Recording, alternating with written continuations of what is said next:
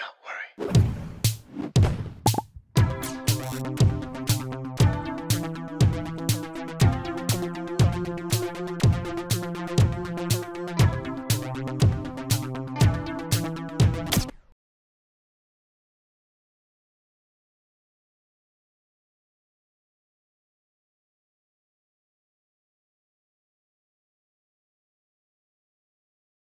Technical difficulties, folks, they happen here in Lebanon. They happen. We got inconsistent internet. Thank you for coming back. A few months ago, had this happened, I would have lost my shit. What the fuck? This doesn't work. I would have gotten mad. Started breaking shit. Well, I can close this here. We don't have to do that now. We're all calm. I'm an expert streamer now. I know how to manage my emotions live on camera. Sometimes. Sweet release of a cigarette. How's everybody doing? Hope you can hear me now. I'm going to repeat everything I said in the last video, okay? Just in case. Yeah, hello, everyone. How do I delete that? Come on, let me delete it. Let me delete it. Sorry, guys. Let me handle some business right now. 91 views I got. Goddamn. Delete forever. Delete forever. Welcome everyone to a brand new Do Not Worry stream. I'm your host Anthony, coming to you live from the heart of Lebanon in the 09. It is 7:46 p.m. on a Monday. I just got back from a 2-day getaway. Got an Airbnb with my lovely lady Demi. We got away for a couple days in a place called Shipteen, I think. Nice little private little cabin. Not a little cabin, like an old house with like stones on the outside. Traditional Lebanese looking house with like small version with a small little pool.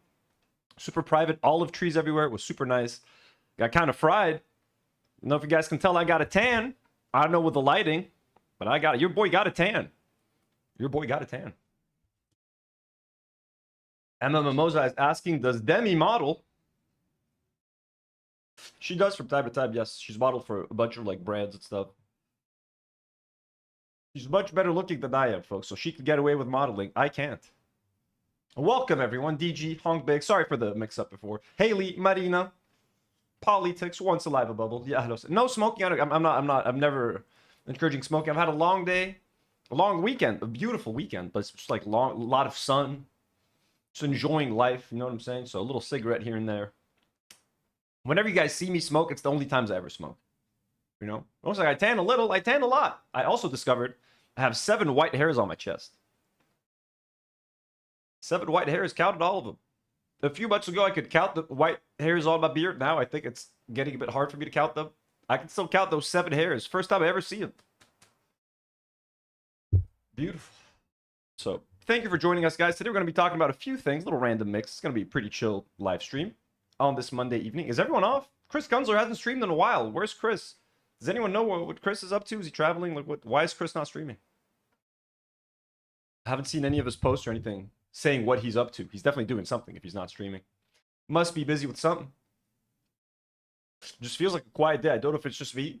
If I feel like out of it because I've been away for 2 days, barely looking at my phone, barely looking at Twitter. So I'm like, where is everyone? But I think everyone's just been around, right? You guys been enjoying the World Cup? What are you guys doing? Billy says, I only smoke on camera. It's like, I only smoke while drinking. I also do only smoke while drinking, but I never drink. I haven't had a drink in so long, so I genuinely only smoke now. Oh, Chris was on vacation in London. Okay, I think his girlfriend is visiting. Y'all, look at y'all, all y'all parasocialists. Oh, he's on vacation. Oh, his girlfriend's visiting. Look at everybody sharing everything, everybody knowing everything about everybody. That's nice. That's nice. Okay, thank you for the update. It's good to know. Okay. We had a nice time, though.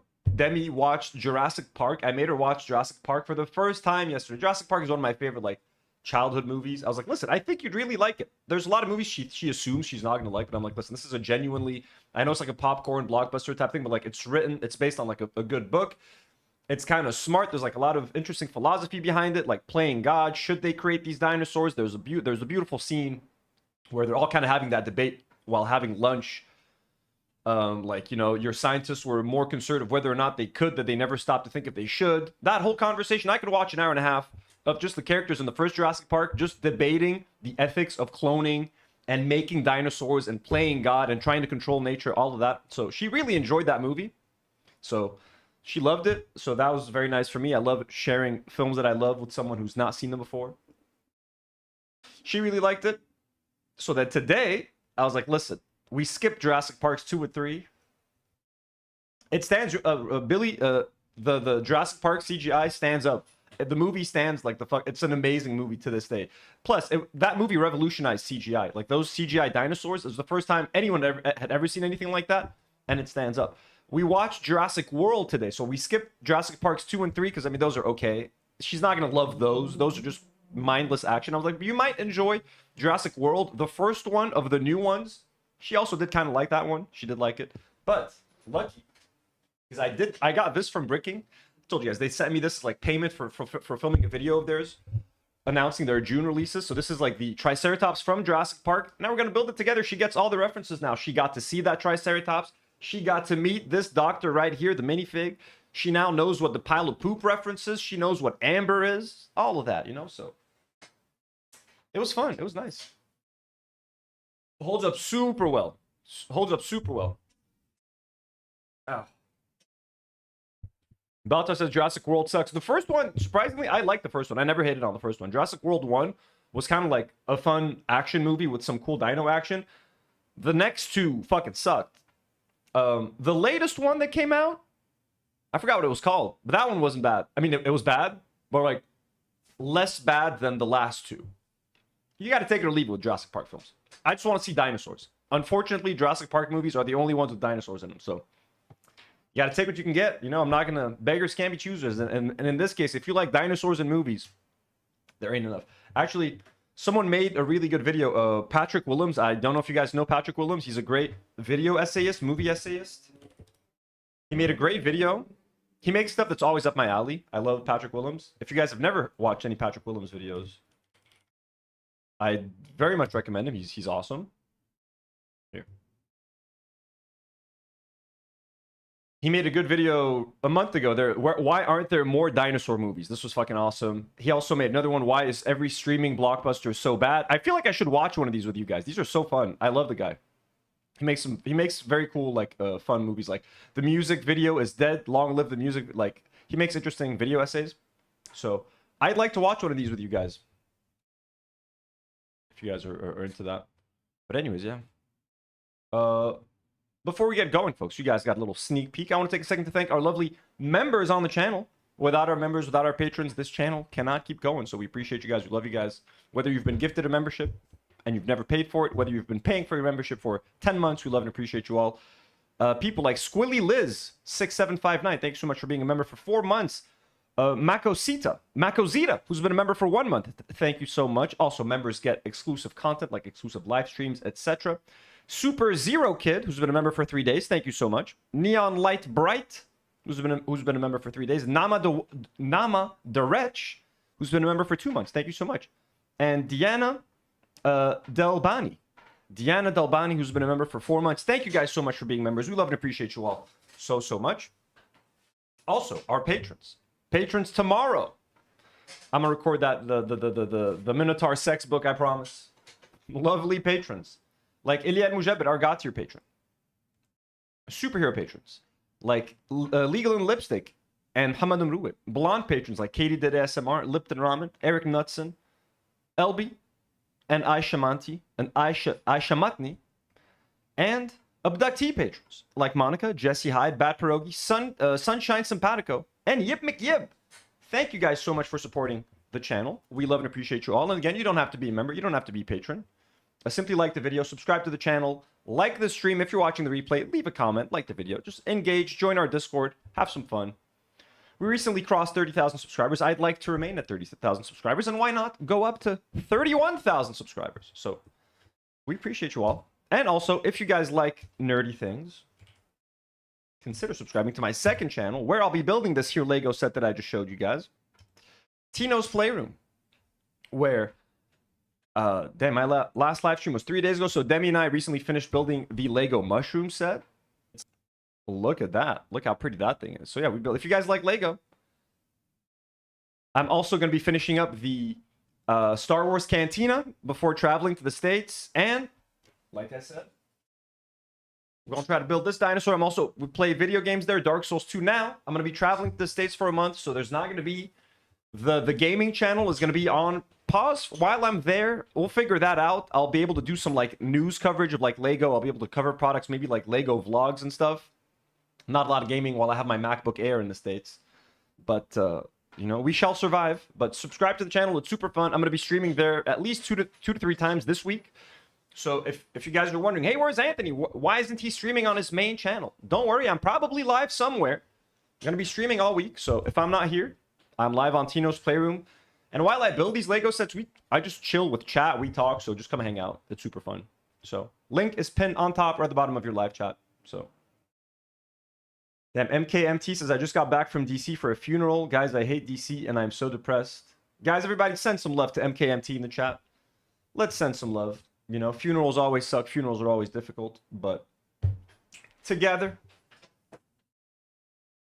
Apes alone, weak, but apes together are strong, folks. And we're all apes, aren't we? Hairless apes.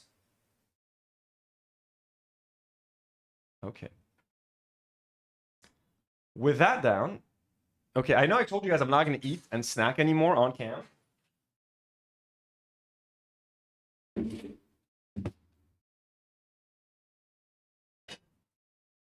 I'm kind of hungry, though. I'm going to take 2 bites of this before we get going. And then we'll get going. Excuse me.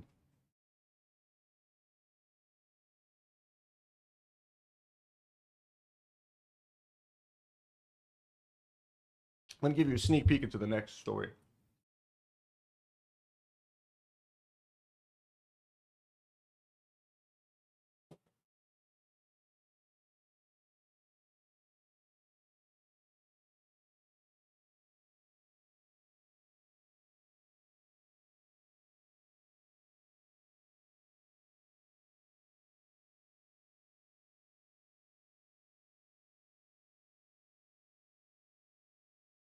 Okay, food poll. Food poll. Someone's like, why are we letting this man eat on camera? Look, I understand I shouldn't eat. Can I eat on camera? Yes, no, add option.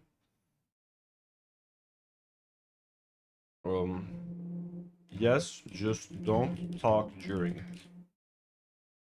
Start poll. You guys may vote on my fate. Okay. Speaking of eating, munching, enjoying a snack while watching something. We've been talking about popcorn buckets here. You know me. Okay. We've been reacting to the weirdest, most disgusting popcorn buckets. Sexual popcorn buckets you can have sex with. Things that look like penises. Things that look like foreskin. Things that look like fleshlights. We've seen it all together. Popcorn buckets that don't even fit any popcorn. That fit like a handful of popcorn. But then the Spider-Man movie popcorn buckets came out and changed the game, right? You can actually fit some popcorn in there. They're big, practical. But then we saw the price.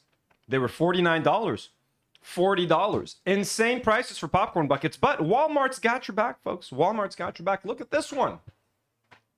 We've got a Spider-Man popcorn bucket with a Spider-Man sitting upside down using his phone on a ledge.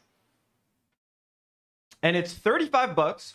It's being sold at Walmart and comes with a free ticket to see the film. So, like a movie ticket alone is like $15. So, subtract that from the price of the popcorn bucket. You're like paying 20 bucks for this thing, which is still, I mean, look, it's a lot of money for a popcorn bucket. I wouldn't pay money for this. I would not buy this. I'm not going to pay 20 bucks for this thing. But compared to the $50 buckets, it's 35, including a ticket. If this were 35 without the ticket, I would tell you run the other way. But if you do want to show up to that movie theater and you do want to have some kind of like, you know, popcorn bucket, not feel left out, again, I would never pay for this. But anyways, if you want to do it, this one, Milking Farm is not my eel pit, folks. I will be reading it tomorrow. You'll see. You'll see. Don't sign up for Patreon and then you're gonna miss out on that. Keep calling it the open. Anyways, folks, you want a popcorn bucket? That's the one. That's the one. Yeah, the Supergirl one was disgusting. Okay. Anyways, let's move on. To something sad.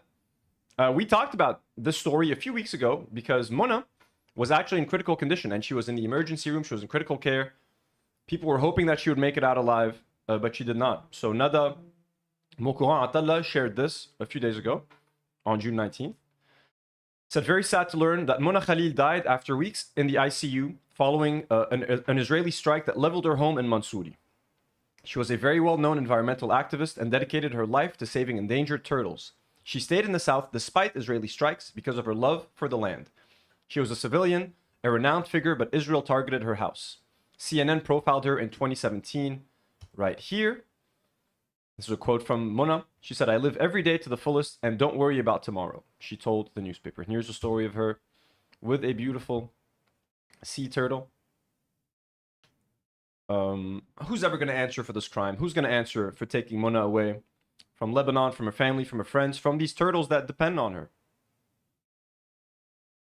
You know? Here's her profile on CNN. Saving endangered turtles in Lebanon's former war zone. Look at that little baby right there. What's going on here?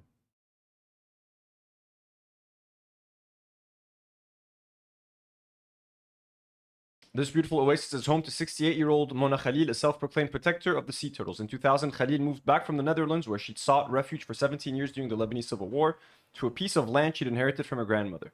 On her return, she discovered that the endangered green turtle and loggerhead, which is classified as a vulnerable species by the International Union for Conservation of Nature, can both be found nesting on the nearby secluded El Mansouri beach. Look at that cute little turtle. My first pet as a child was a turtle. Her name was Lily. My cute little baby turtle. That same year, Khalil launched the Orange House Project, a turtle conservation and ecotourism project to help protect Lebanon's turtles. She painted the house orange to symbolize the safe haven the Netherlands had provided her with. This project was my dream since I was a child, and I loved the beach and the land here, Khalil tells CNN. Turtle Warrior. Okay, so there's actually a fucking amazing 50-minute documentary, dude. This was uploaded 14 years ago on YouTube, but it only has 2,000 views. Let's watch a little bit of this in honor of Mona, in honor of those beautiful turtles and this beautiful soul that was taken from us by the Israelis, by the IDF, by these criminals, by these evil Zionist monsters.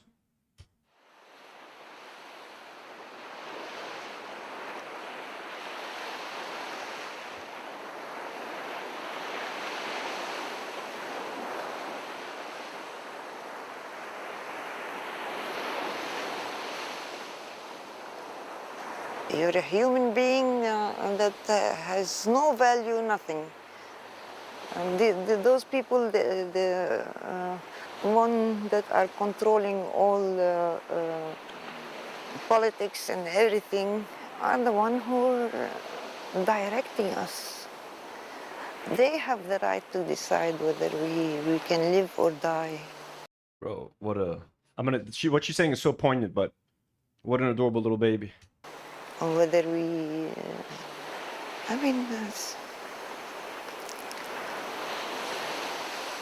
it's too sick for me to understand. Too cruel.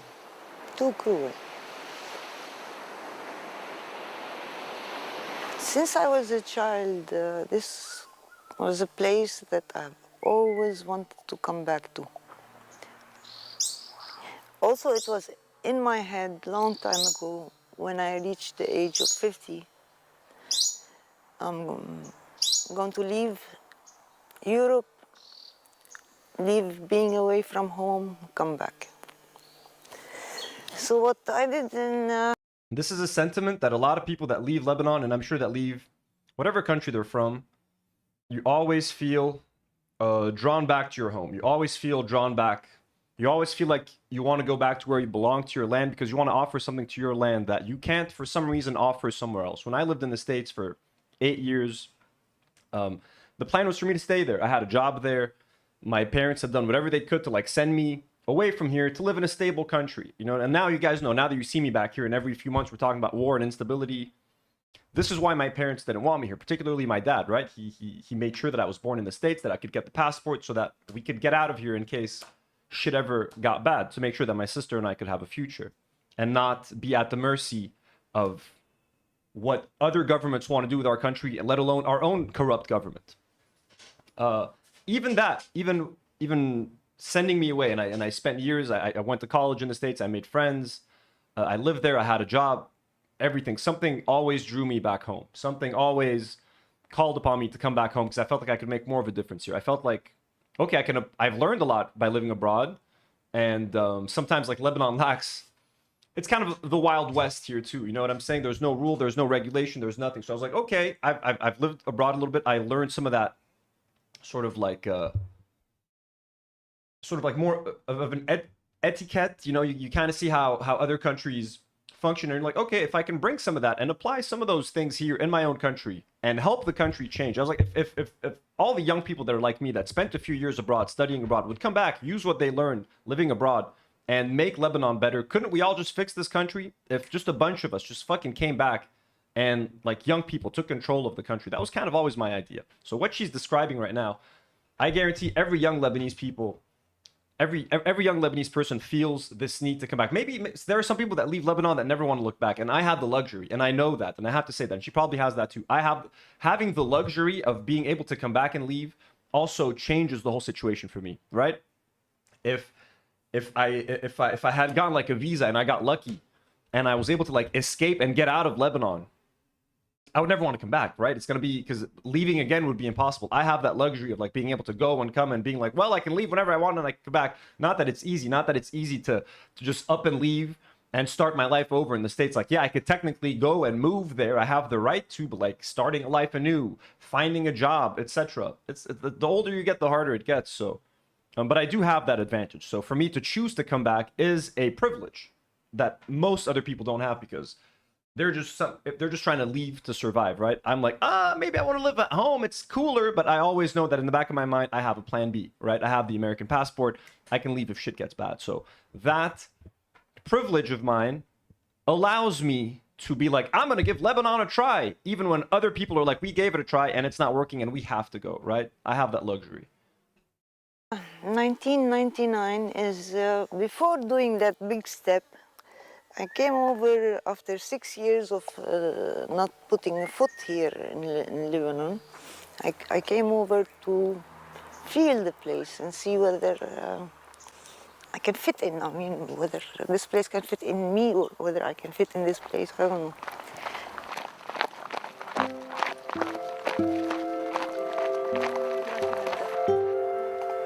It was 10:30 at night, and very quiet. The sea was calm. It was a quiet evening in May.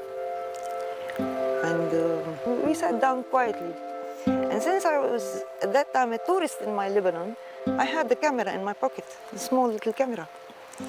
So we sat down.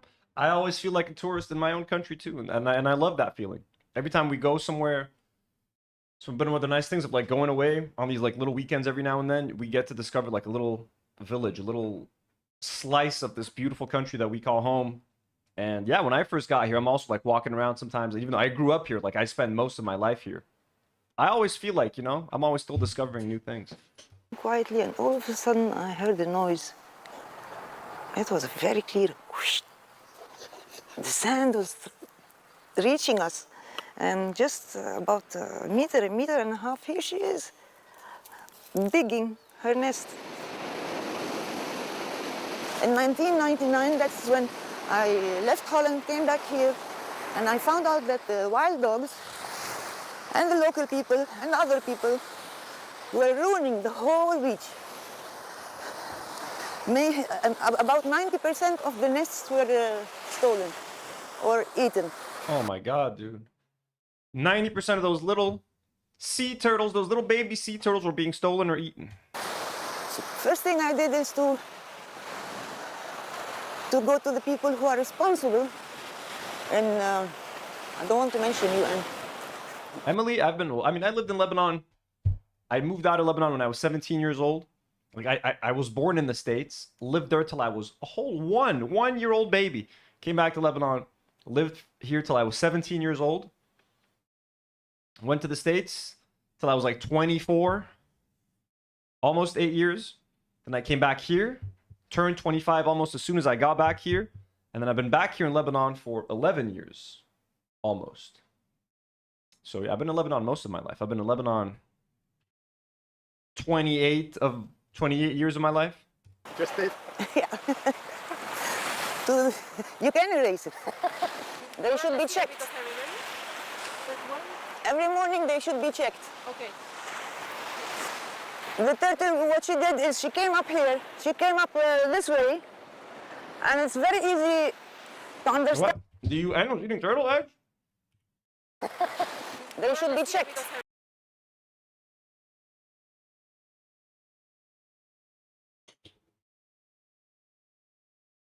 Whoa.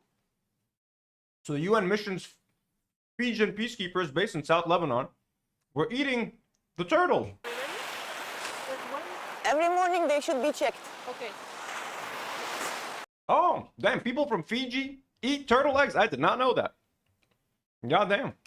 The turtle, what she did is she came up here. She came up this way. And it's very easy to understand how she goes up because it's like a smile. She smile. You see? Now that's how she goes up, and she goes down the opposite.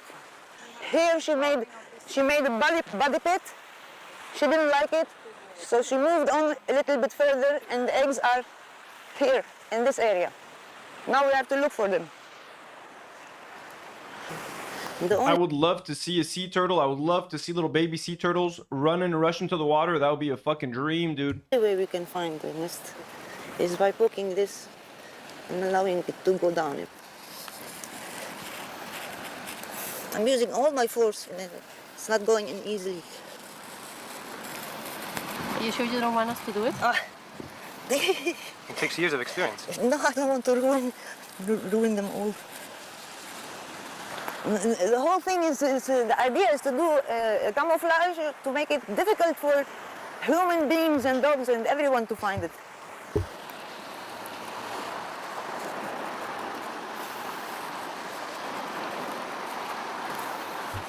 I feel something. Yeah. Okay, the babies are here. The location is good. We don't have to relocate it. How come you can take these eggs out and so on? Doesn't Once it? she lays her eggs, I have 12 hours to play with the eggs, remove them, displace them, clean them, weigh them. After 12 hours, they cannot be touched. The section is A. No, B. What we have is I'm curious what's up with the 12-hour stuff. this way, center, and this way. How does this marking system work? We are doing here is all done by experimenting and observing and experience. A lot of questions are still not answered scientifically concerning the turtles. They're working on it, but it's a slow process. Okay, this mesh wire is going to protect the eggs and the hatchlings from wild dogs and foxes. Usually they come and they sniff the eggs and then they start digging. Now this will be covered with sand. They start digging, they reach the mesh wire and they cannot go inside Oh, awesome. to the eggs. And at the same time, So she's literally building like a barrier to protect the eggs. Look at that. the mesh wire, the holes are big enough for the hatchlings to go out very easily. Even if we're not here, the hatchlings can go out alone. Oh, that's awesome, dude. Okay. When the turtle starts laying eggs, the eggs when they start coming down, then she goes into a trance. She doesn't feel anything around her anymore. She is in labor. So she is only laying eggs. That is when scientists take an opportunity to measure her, to tag her, to do whatever they want to do. And she doesn't move, she continues. Rest in peace. Rest in peace. Look at this innocent angel. Was killed by the IDF. Who's gonna answer for this crime? Who's gonna make things right for one of his friends or family? As if how could you make it right? By writing a check? What the fuck is gonna, you know? The only way to keep her legacy alive is to keep her work alive. And I wonder, I'm sure the people at her association, the Orange Foundation, are going to be doing an amazing job at continuing her work. Before starting dropping the eggs, if you interfere and she still didn't drop one, she goes back. She leaves the nest and she goes back. And mainly in these cases, what happens is she lays the eggs in the water.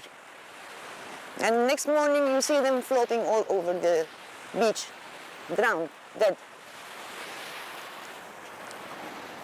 Damn, that sucks.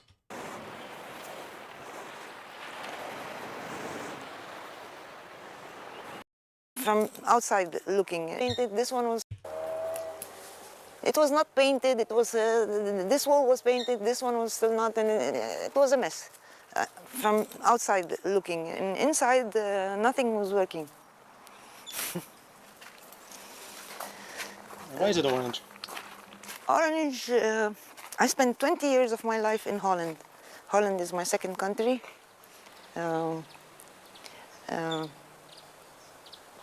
When I needed help after my son's death, I found refuge in Holland. And it's a place that... R.I.P. I did not know that her son had died. And I hope that they are reunited right now. I hope that she and her son are together. Understood the pain that I was going through. And I was giving a lot of love, affection, attention, everything that one needed to be healed. It took time, but they've done a great job. Holland is my second home, and this is orange for Holland. What a sweet lady. Depths 20XX says, after 12 hours, the embryo attaches and it's dangerous to move the egg. Okay, awesome. Thank you for that context. That's good to know.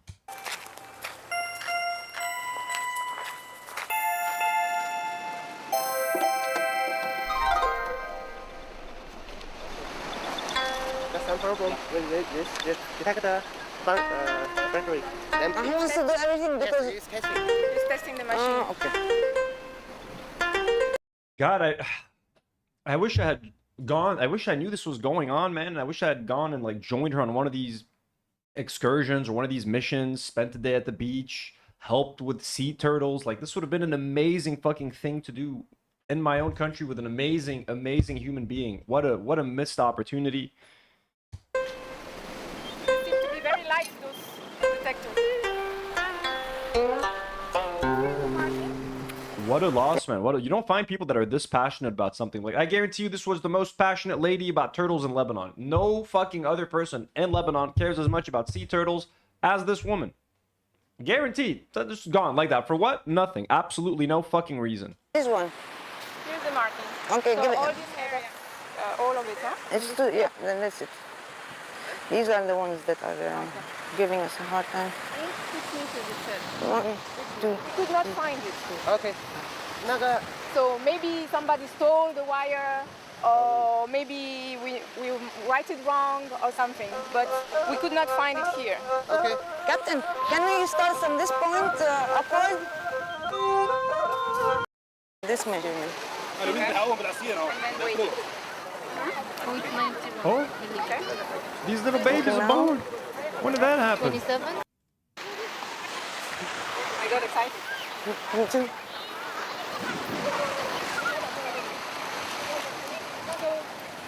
What is the procedure, Mona? You would have to tell us more or less. Yeah, now, okay, we open the nest.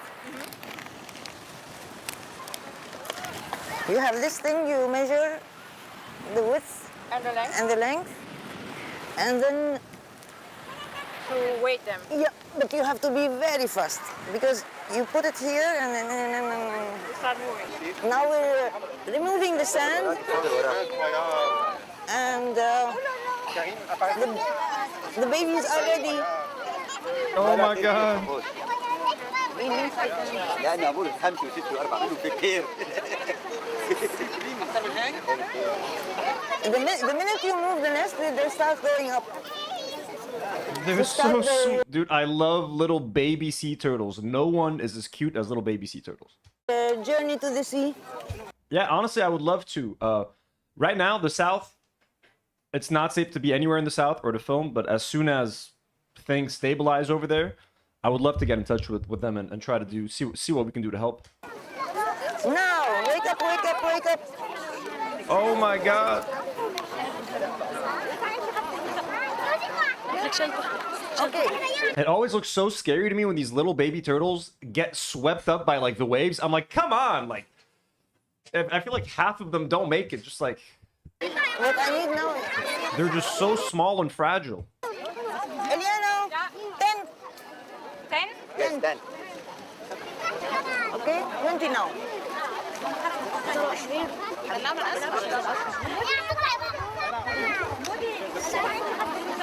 Non mi prende il secchio perché da sole non riescono ad andare a riva. Allora le aiutano loro, le pesano, vedono se stanno bene. زيحوا شوي.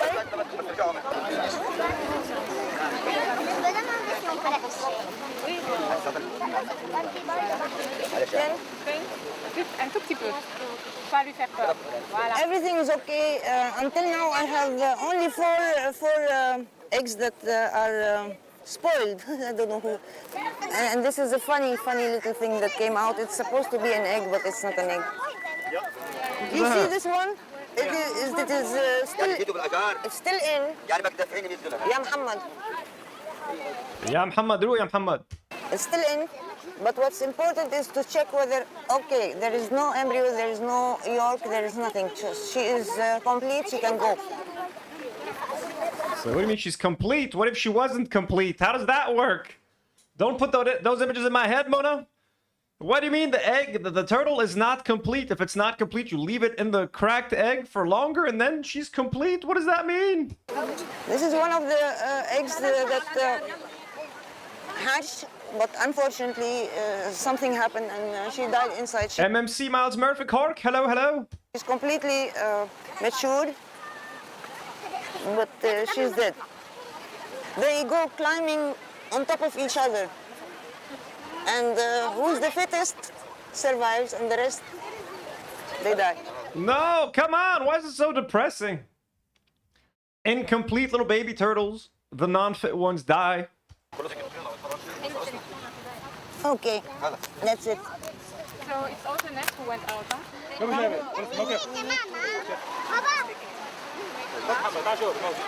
You need to take this measurement and this measurement.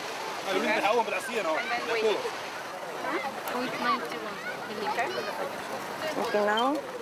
It's so small, it's trying to swim, it's flapping its little fins. Let me swim. I can swim away. No. I can swim away. It's so cute, I can't. We're measuring the width and the length. Just to keep 38, the data going on, 29, which we're collecting now for the last 8 years. Hopefully in 10 years we'll know exactly what's happening on this beach. 41.48. Are you not confusing them Little bit. Oh my god, they're so small. by putting them in a bucket? Well, I think I am, and I'm disturbing them, and it's against my principles, it's against my beliefs and everything, but we have biologists and scientists who need all this information in order to have a final report, scientifically final report. I'm against it. I'm against it. Put yourself in their place. In a bucket? Won't you be disturbed? What a sweet lady, man. She's such a kind, like you can just tell. She has a beautiful soul. What a beautiful woman. Just a beautiful human.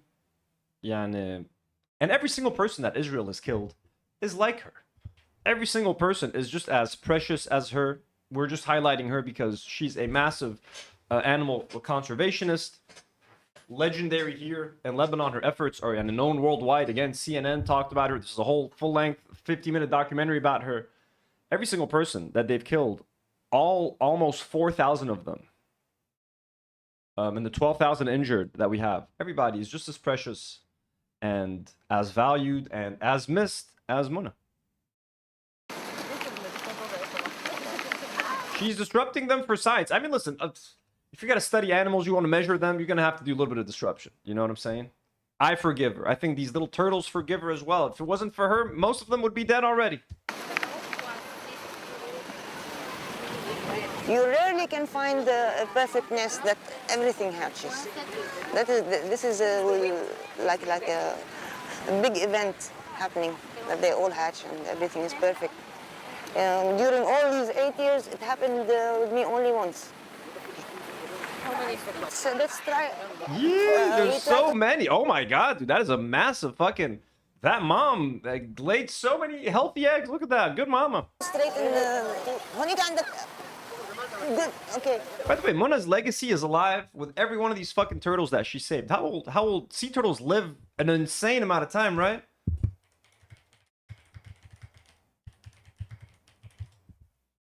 Sea turtles can live between 50 to 100 years in the wild, bro. Mona, your legacy is swimming across the oceans of Lebanon and the rest of the world because you saved so many of these little turtles. So many of these fucking sea turtles owe their lives to you.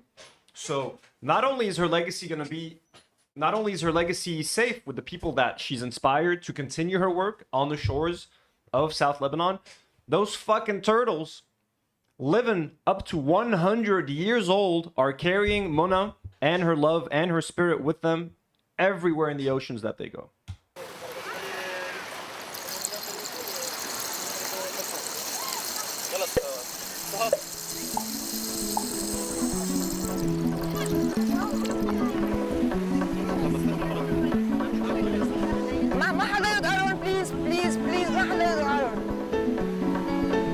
Telling everybody, no, don't touch them, please. Nobody touch them.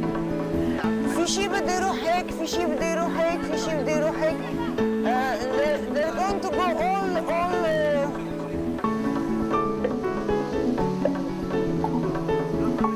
Oh my god, they're so cute.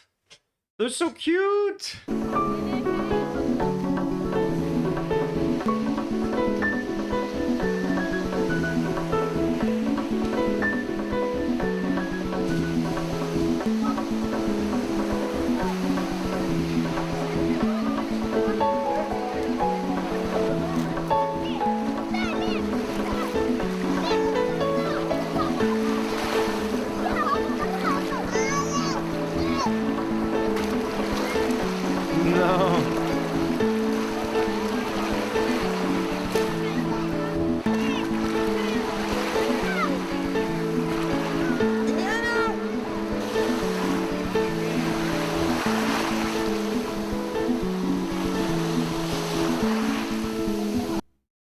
They're such little babies. Guys, I'm trying to find... all I was able to find was a link to like their Facebook group.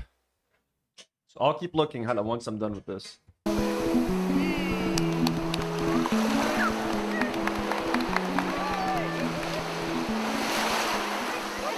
This is your first nest, isn't it? Tell me about it. It's very exciting to see them all coming out and going to the sea, but actually I didn't look at them so much. I was more worried if they would make their way to the sea than really, observing them. But very nice feeling, especially when they come out. They start popping up from the sun. They all weight more or less the same, 16 grams.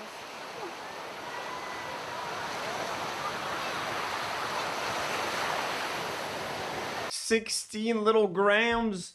16 little baby grams. Each little turtle is little 16 just little babies. After opening the nest, we find that there are hatchlings that haven't swallowed yet completely the egg yolk. So what I do is I take them up with me. I put some wet sand and put them on it and take them up to the house.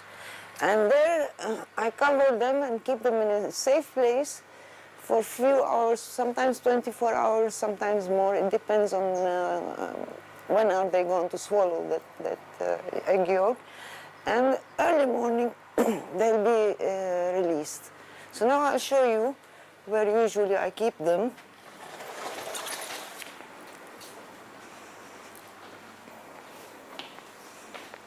And it is supposed to be in a quiet place.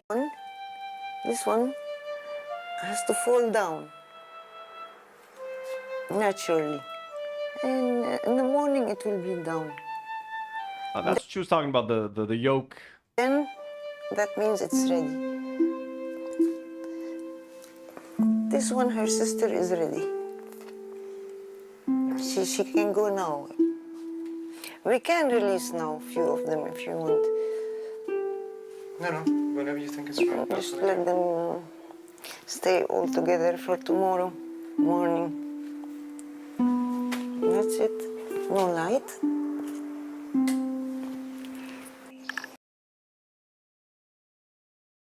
R.I.P. Mona Khalil. And fuck Israel.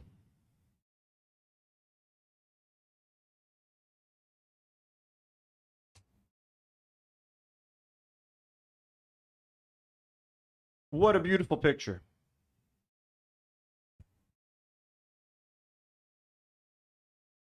Okay, so let me quickly look up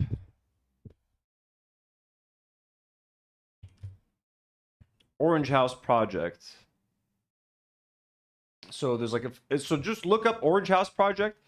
There's a link to, if you wish to book a room at the Orange House Project, please book it on Airbnb through. Oh, so we can book it as an Airbnb. It's got a 2.7 rating though. The house is decently furnished, but needs some work. Hot inside with lots of humidity and no AC. Listen, you're going to save turtles. TripAdvisor access is temporarily restricted. We detected unusual activity from your device. Fuck you, TripAdvisor. Anyways, what's up? Let's see. On Facebook. Now, I don't have a Facebook. Will they let me look at the page? Yes. So, Orange House Project. Here, let me link this on Facebook for you guys. So, if you wish to book, there's the Airbnb link here. Let me just see. So they're not opening up this page on Airbnb right now. I'm guessing it's not being booked because of the war. So or this might have been, I'm not sure if they blew up her personal house or if they blew up the Orange House. This thing might have been like, this is the place that might have been targeted. It might have been that Orange House.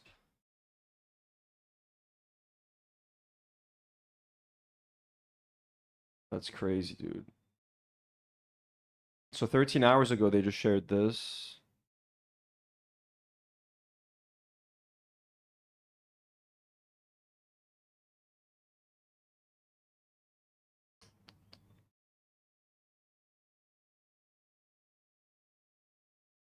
That's so sad, man.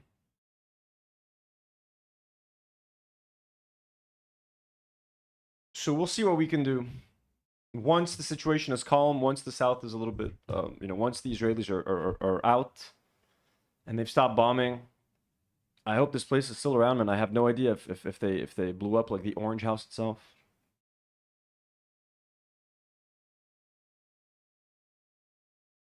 Moving on, we're going to be talking about Lebanon real quick, stuff that's happening here. Ben Gvir, who went viral a couple days ago for saying this. For every tear of an Israeli mother, 1,000 Lebanese mothers must weep. All of Lebanon must burn. With all due respect to the Americans, Israel must make it clear to the entire world that the blood of our sons and the security of our citizens are not forfeit. All of Lebanon must burn. Our supreme duty is to protect the citizens of Israel and the soldiers of the IDF, and this commitment takes precedence over every other consideration. I told the Prime Minister, even in our private meetings, for every tear of an Israeli mother, 1,000 Lebanese mothers must weep. Enough with the ping pong in the Middle East. You don't win with measured response and restraint. You need to go berserk, to obliterate, to crush the terror. This was after Hezbollah successfully killed 4 IDF soldiers within Lebanese occupied territories. The IDF, the Israeli army, was here on our land. Hezbollah killed 4 of them. And this is what Israel threatens to do. By the way, they launched like 100. They launched 100 attacks in like a 12-hour period following those deaths, etc. This is the kind of rhetoric that we've gotten used to. Here he is on camera, doubling down. יש שם בממשלה של לבנון חברי שיש על שטחים מסוימים במדינת לבנון. לבנון, כל לבנון צריכה להפוך להיות שיש על שטחים מסוימים. It's like I do not see here and there, but I do not accept this restriction that exists on certain areas במדינת לבנון. in the state of Lebanon. לבנון, כל לבנון צריכה להפוך להיות מגרש המשחקים של... All of Lebanon should become our playground. He says kul. Oh, sorry, you guys couldn't see. When he says kul, that means kilyan. In Arabic, we say kil Lebanon. Kul. They're fucking stealing our language. כל לבנון צריכה להפוך להיות מגרש המשחקים שלנו. כל לבנון. All of Lebanon should become our playground. צריכה להיות מטרה שלנו. All of Lebanon should be our goal. ואני אומרים לי, רגע שנייה, אבל יש לבנון ויש חיזבאללה, אני לא מקבל... And I say to myself, wait a minute, but there is Lebanon and there is Hezbollah. את הגישה המלאכותית הזאת. I don't accept this artificial approach. לבנון היא מדינה, יש שם בממשלה... Lebanon has a country. There is a name. של לבנון חברי חיזבאללה. There's a name in the Lebanese government. שרים מטעם... Hezbollah members are ministers. החיזבאללה. On behalf of Hezbollah. יש לה מדיניות של דלת מסתובבת. They have a revolving door policy. So he just wants to blow up all of Lebanon. And now they're going to be like, well, not... And the excuse they're going to use if they do decide to ever blow up all of Lebanon, which right now they're not claiming they want to do.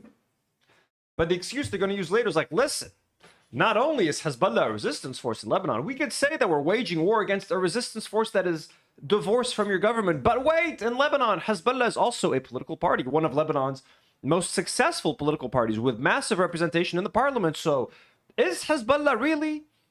like, you know, just a militant resistance force that we are looking at independently from Lebanon? He's trying to make the case that no, Hezbollah is very deeply ingrained within our government, and they are, to be fair. Hezbollah is very much ingrained in Lebanon and Lebanese society. Again, they're Lebanese, you know what I'm saying? So now he's trying to slowly but surely get the people used to, like, listen, there is no distinction between Lebanon and Hezbollah. It's all the same. Hezbollah is the resistance. Hezbollah is in their government. Fuck them all. All their mothers need to die, etc., etc. Need to cry. Whatever the fuck he's saying. Good old little devils. Fun Israeli stuff. Now, someone who's trying to, like, sort of walk back what he's saying is Hen Mazig, Ela Klein's favorite Zionist commentator, creator, influencer, whatever you want to call him.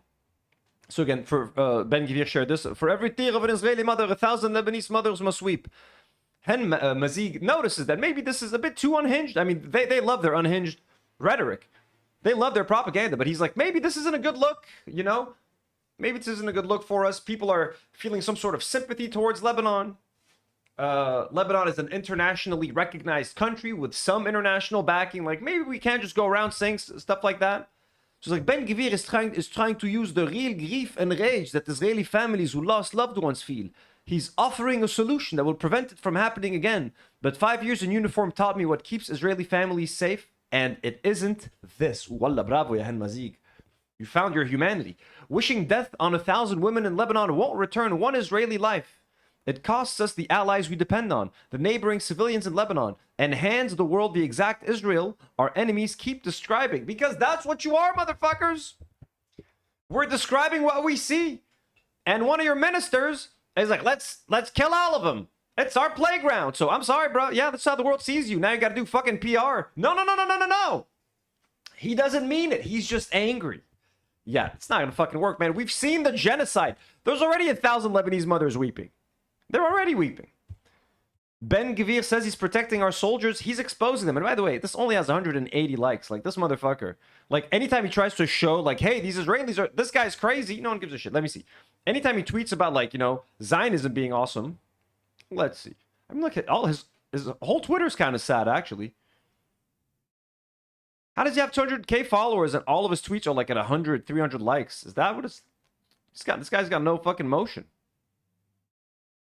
Oh, his Ben & Jerry's tweet is a hit. What the fuck is this? I thought Ben & Jerry's was banned in Israel. Or like they stopped distributing. Ben & Jerry's Israel, which has completely separated from the American Ben & Jerry's. Oh, so that... Jesus Christ, so now it's its own... How can you even fucking do that?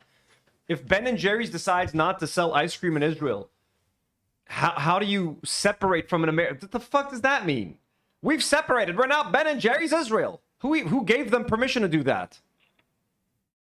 Doesn't the owner of Ben & Jerry's decide? What? Okay, then he says, the titular milk and honey are sourced entirely by Israeli cows and bees. Oh, Israeli cow. What is an Israeli cow and what is an Israeli bee? You mean Palestinian cows? Palestinian bees? Where they're from, you mean? The ice cream also features chocolate fudge stars of David. Are you fucking kidding me, dude? Which are shaped by hand in, you guessed it, Israel. To some, this is the microaggression of the century. To more normal people, it's ice cream. Can you imagine an ice cream with like little crosses? They make chocolate chip like crosses for Jesus. Like, how the fuck do you how do you do this to your religion, man? Like, I know every religion is commodified to some degree. Christmas is essentially a capitalistic wet dream of just people buying gifts to each other. No one's talking about the birth of Christ, etc. But like making chocolate chip stars of David, like how obsessed are you with the brainwash of this is an Israeli country, Israel, Jewish supremacy, stars of David in our ice cream, yum yum. Israeli milk, Israeli bees. We have the Star of David. This is fucking insane, man. Kai says, such a spiritually American form of patriotism and religion. This is so jingoistic. Lemon Mint Cat sends a very generous $5 super chat. Thanks so much, Lemon Mint Cat. Says, no justice, no peace, justice for Lebanon and all the Levant, Lemon Mint Cat. Thank you so much for that message of resistance and for the very kind support on the channel. We appreciate you. Thank you so much. Much love. This is fucking nuts, man. Okay, no wonder this tweet got some motion. This is absurd. David never had a star. Ice cream flavor sponsoring and mocking the Holocaust. Absolutely astonishing. Thanks for reminding me it's safe to buy Ben & Jerry's again. I'd buy that if it were available in the US instead of lefty Ben & Jerry's. This is fucking crazy, bro. By the way, I'm going to go to... I'm in the States. Last time I was in the States, I did a Sabra hummus taste test. God, if they have new flavors, I'm going to do another one of those motherfuckers. I'm going to do another one of those. This is fucking crazy, man. Okay, but anyways. He did another tweet about this. It says, Ben Gvir is wrong for calling Israel's attack on Hezbollah attacks on Lebanese mothers. 59% of Lebanese said Hezbollah's military presence has a negative impact on Lebanon's security. Only 11% said its effect was positive. That is not true. Israel's and Lebanese future is together. Hateful politicians and Iran-backed terror militias belong in the past. I mean, listen, you know, if they're sick of Ben Gvir, not bad, but the problem is, I had a nice, where is that tweet? Is it even here? Yeah. Crystal Ball had this great tweet. She says, one of the moderates challenging Netanyahu is former IDF Chief of Staff Gadi Eisenkot, who developed the Dahya Doctrine, in which entire villages are treated as military targets. It was named after a suburb of Beirut that was devastated under his command. Now, the Dahya Doctrine is what they developed in the 2006 war against Hezbollah, which is like, hey, if we destroy just huge parts of a city, and we can try to use that as political pressure by destroying the city, by causing untold amounts of damage, we can then create political pressure for our enemies to give us whatever conditions we want. Give us the land. Stop doing this. Stop bombing us. Whatever the fuck. They then applied the Dahya Doctrine, which they developed here in Lebanon, to Gaza. And they've implemented it to shocking effect where they have raised all of Gaza. It is all a parking lot. And now they're using what they've learned in Gaza, reapplying it right here back in Lebanon and in Dahya.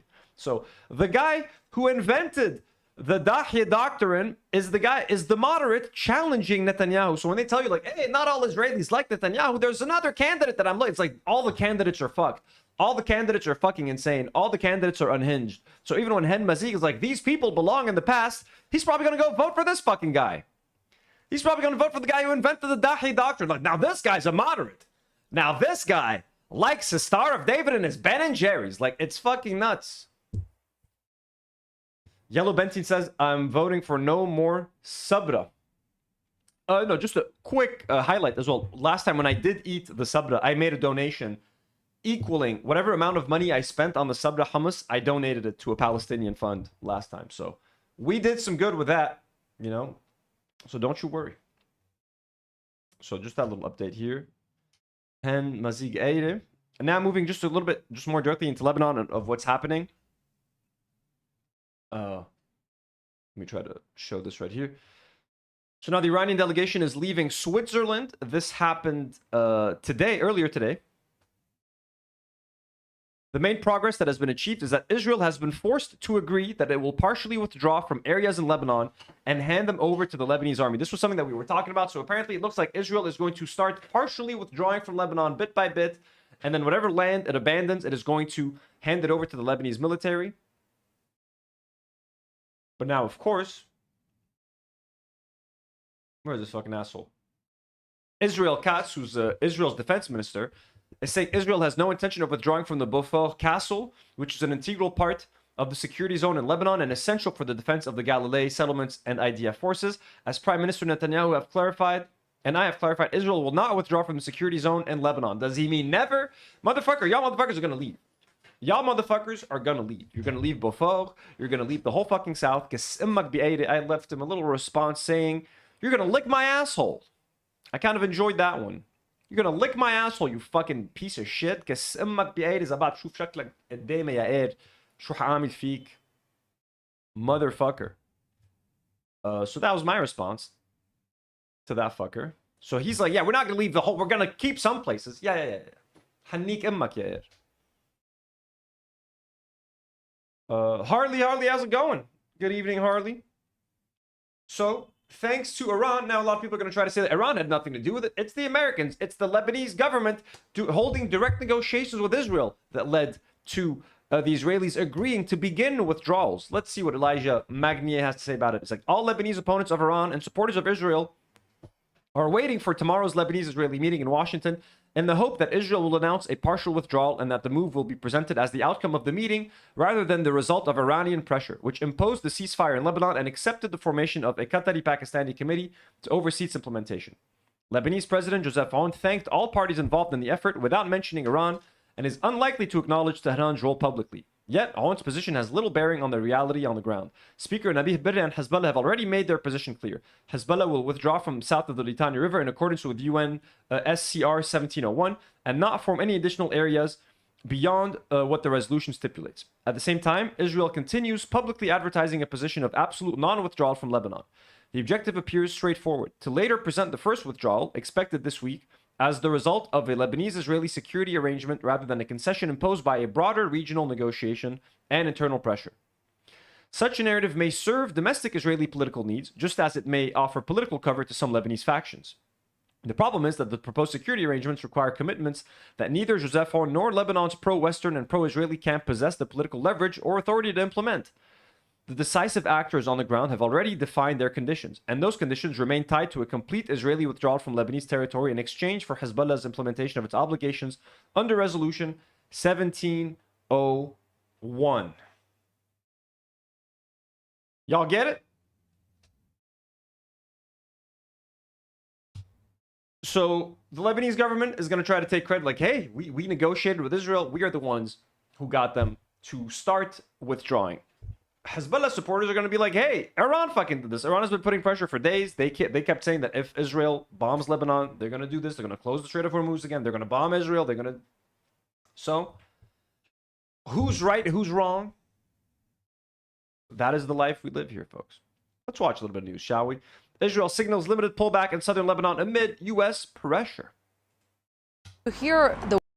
When you hear the words of Prime Minister Benjamin Netanyahu and his Defense Minister Israel Katz, they talk about they are not going to be withdrawing their troops from southern Lebanon, and that Katz says that they will continue to conduct their defensive, or they will continue to work to eliminate threats from Hezbollah.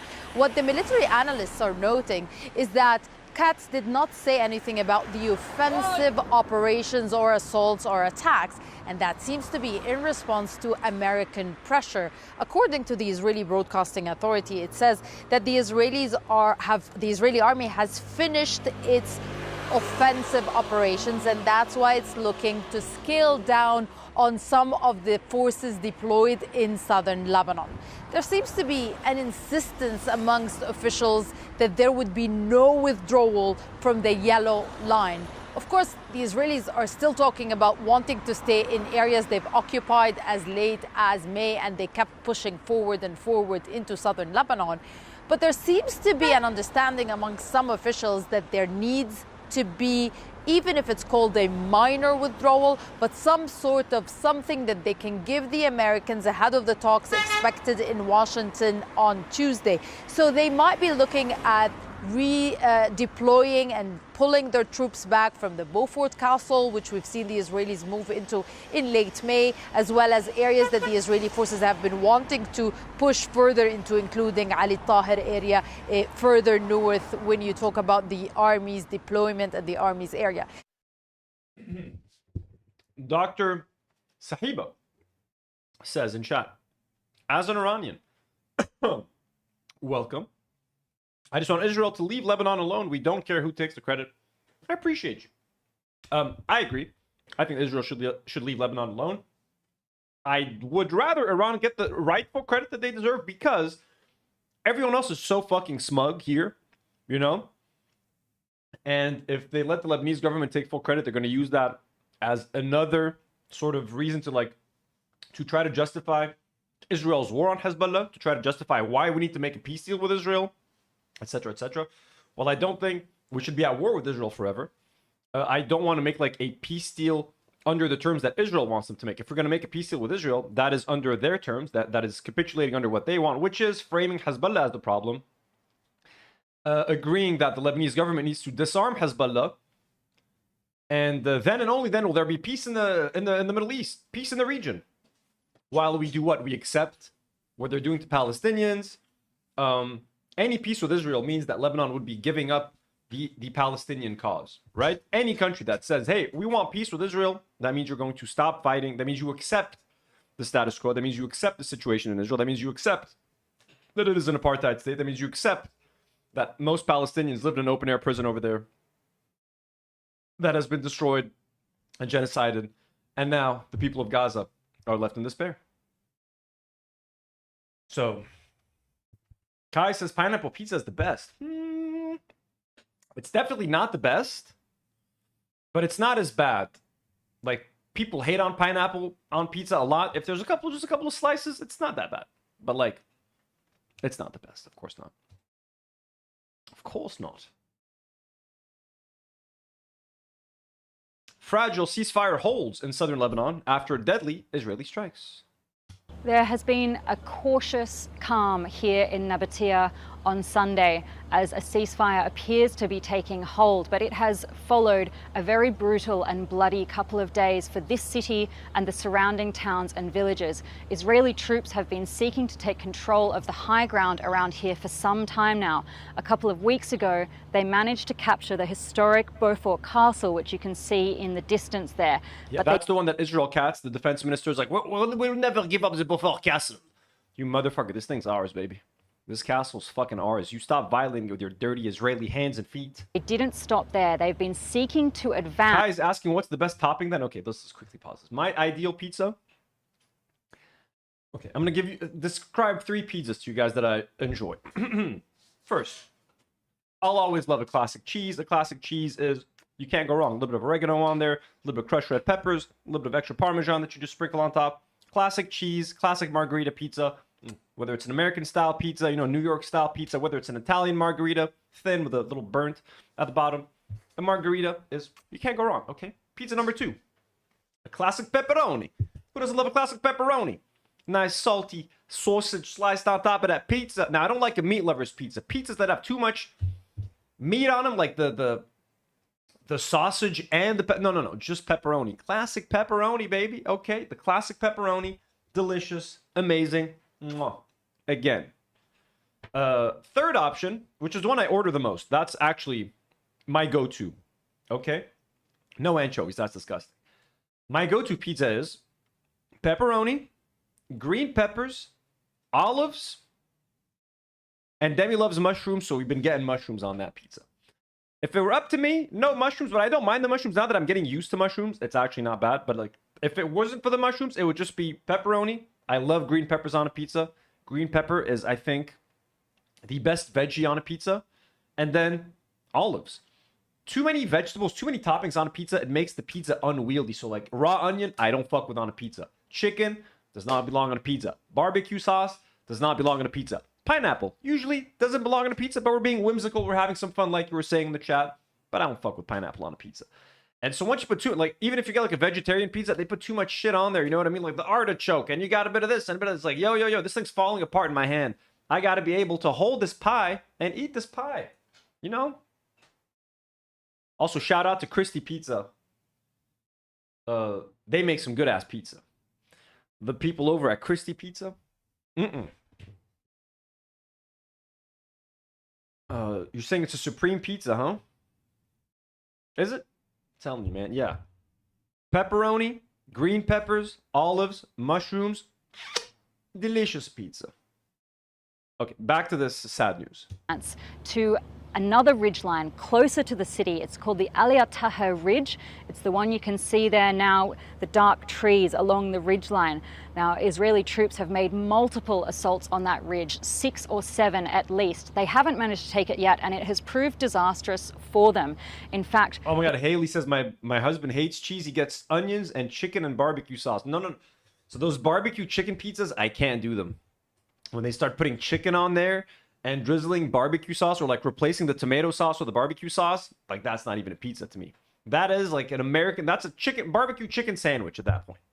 In their most recent attempt, 4 Israeli soldiers were killed and a number of them were injured. Hezbollah says that they managed to ambush those Israeli troops while they were seeking to take the hill. In fact, that they were able to fire rockets on an evacuating force, and that sparked the extremely brutal Israeli response that we have seen on this city and the surroundings over the last couple of days. Hundreds of Israeli airstrikes landed, not just on this city, but the towns and villages in the hills and valleys around here. It was very, very violent. In fact, people in the hospital here in Nabatea said that this resulted in some of the worst days of the war so far for them, as families who had returned to their homes because they thought there was going to be a ceasefire that was supposed to be in place from 4 p.m. on Friday were instead killed by Israeli airstrikes that hit those homes at dawn across Friday and Saturday.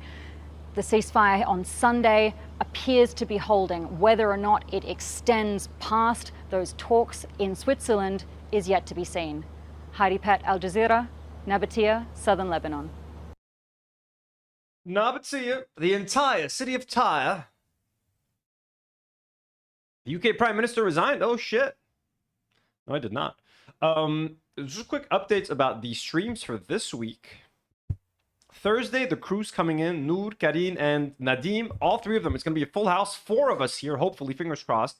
They're going to be coming in here. I'm trying to do like a fun tier list. That would be fun. What kind of tier list would you guys like to do? Throw some ideas in the chat. I saw Charlie, Moist Critical, friend of the show, did a bread tier list. So I was thinking, should we do something like kind of like that like seems lame on the surface, but like we could spend hours just talking about like bread. We could do like candy, like chocolate bars, like Twix versus Kit Kat versus Bounty and Mars bars and all that shit. What's an S tier?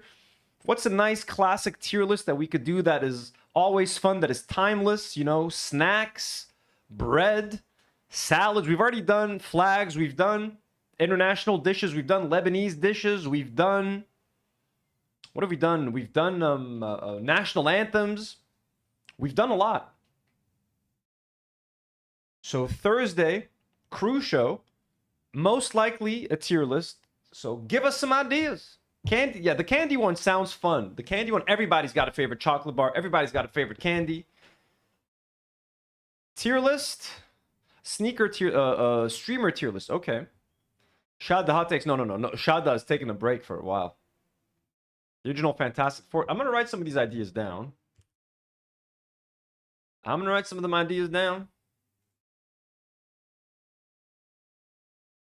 That way, I don't forget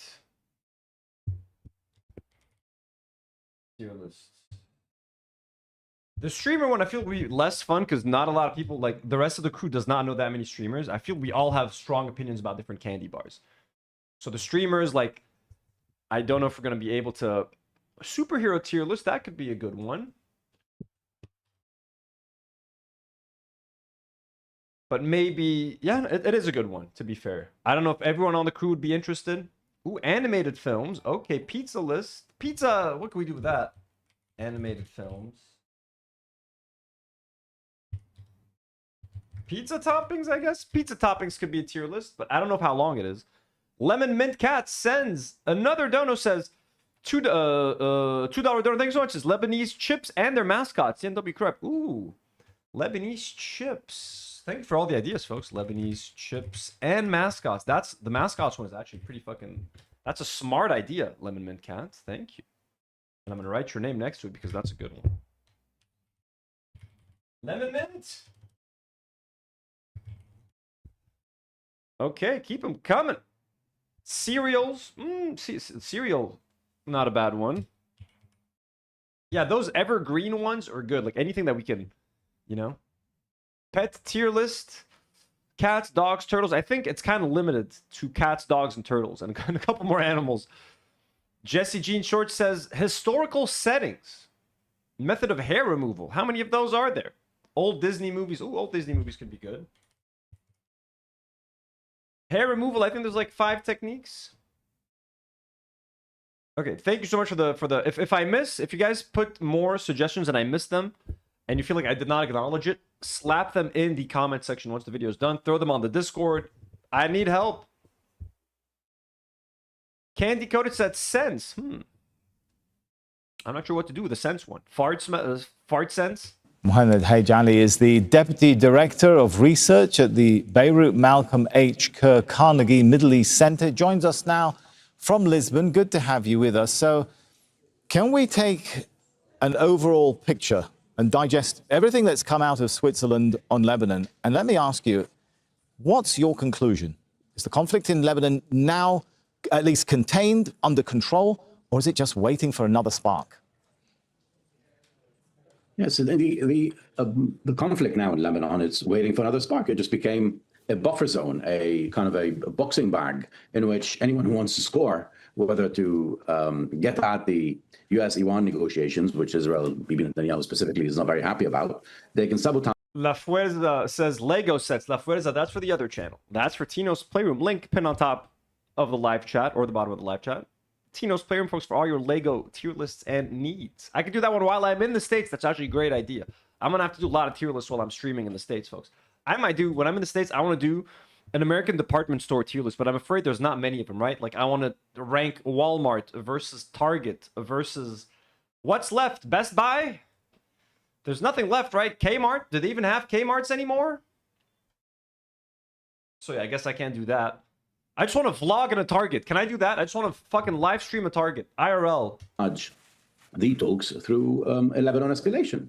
And Jesse says rank ethnicities. Jesse's trying to get us... I tried to do one where... And this was serious. I debated it with the team. I wanted to do... Because Lebanese people are racist towards so many different races. So I wanted to do a tier list of, like, what are the races that Lebanese people are most racist towards? Like, S tier, like, we're the most racist towards. Not me. Not me and the crew. Other people, obviously. Like, the society as a whole. And we're all like, there's no way to do that without someone getting canceled at some point. So, yeah, we were going to do Lebanese racism tier list and rank how racist we are towards other people. We decided to go against it. And the same applies also to the Iranian side. If an Iranian faction or a regime faction is unhappy with the negotiations or how they... Someone is saying biggest Zionist YouTuber. Who said that? Wait, God, I lost you. Who said that? At risk of getting deleted, blah, blah, blah. God, it's gone.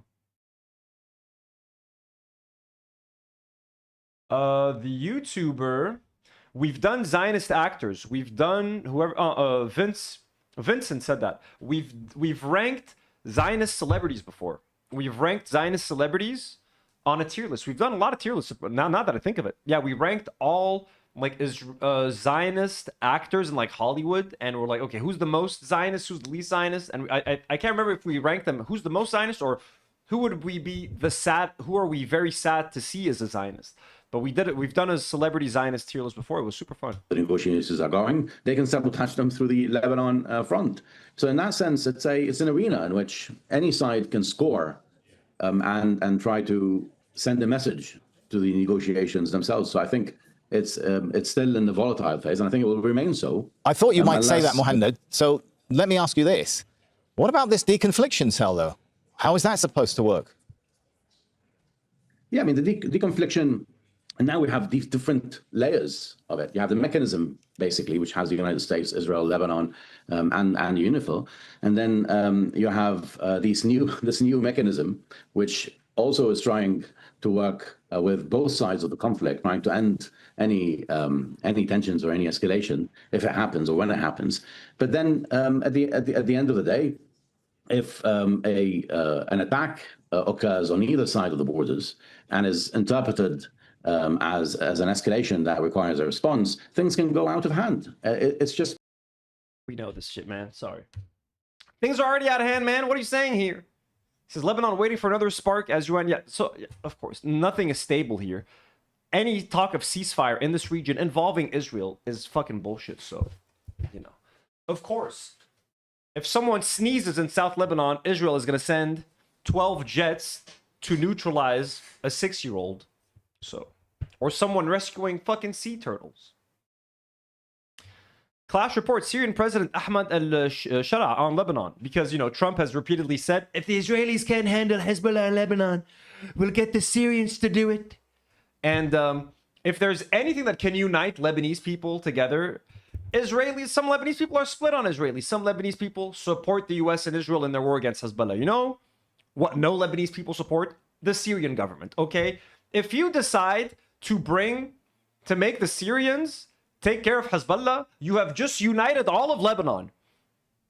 All of Lebanon, okay? Lebanon was invaded by the Syrians for a long time. Syria controlled the Lebanese government for a long time. We kicked them out many years ago. They ain't coming back. And let me tell you, if there's when talking about the Lebanese racism tier list, Syrians would be S tier. Lebanese people can, and I'm not talking about me. I'm constantly defending Syrian refugees on this podcast. We have a big influx of Syrian refugees after what happened in Syria and the Syrian war. We got like 3 million Syrian refugees in a small country like Lebanon. So our country can't handle that many refugees. No one else in the world would take any refugees. The Germans would take 6 refugees and make 12 news reports. But we bravely accepted 6 refugees. You have Finland. We were taking 7 refugees. America will take 20. And then Lebanon had 3 million. So it caused a lot of tensions internally. A lot of people were very angry that there was this many refugees here. Like, how are we going to care for these people? How can we fund this? Some, like the UN, was like apparently giving a bit of money to like some of the refugees. So you had a bunch of Lebanese people angry that Syrian refugees were getting money from like the UN and they weren't getting any money. It's a whole fucking nightmare. They were here for years. We were at war with Syria for a very long time. A horrible idea. Great. If you want to unite Lebanon, great. Send Syria to handle Hezbollah. But it ain't gonna end the way they think. They're like, yeah, if the Israelis can't do it, Syria, then you are uniting the country. Great. Amen. Yalla, send the Syrians. Syrian President Ahmad al-Shara says, I believe that the Shiite community today is in greater need than ever of a rescue effort within the Lebanese situation. And together with it, we must rescue Lebanon. God knows that I care deeply about this issue because the loss of any component of Lebanon is a loss for the entire region. I do not subscribe to the idea that all Shiites in Lebanon are Hezbollah, nor that Hezbollah represents all Shiites in Lebanon.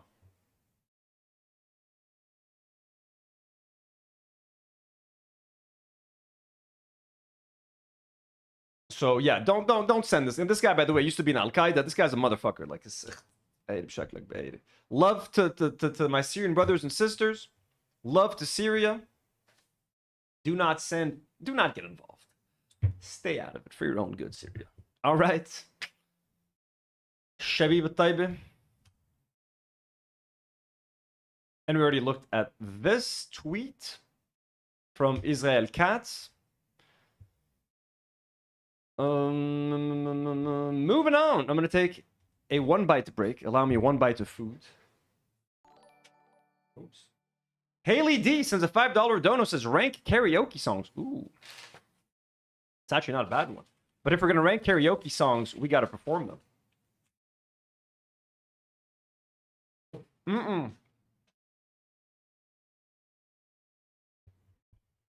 I know like 2 Fairuz songs. I can't rank Fairuz songs. Don't be mad at me, guys. So far, I gotta say, the candy tier list seems to be the one where we can have the most debates. Old Disney movie seems pretty chill. I like karaoke songs and the Lebanese chips and mascots.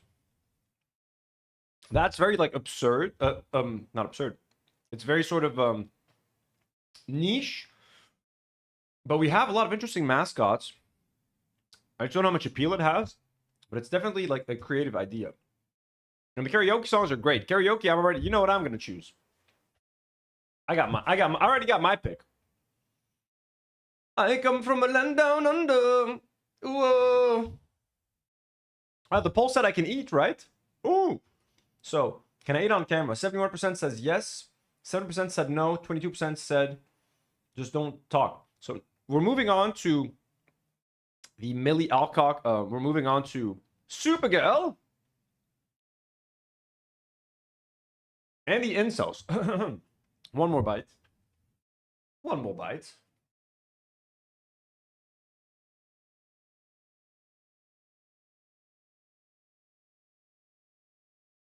By the way,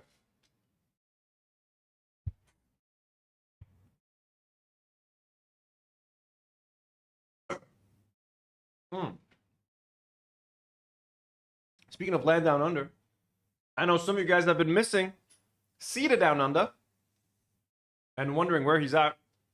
He left a comment on one of our videos from a couple days ago saying that he's been having some crazy work shifts, but he'll be back.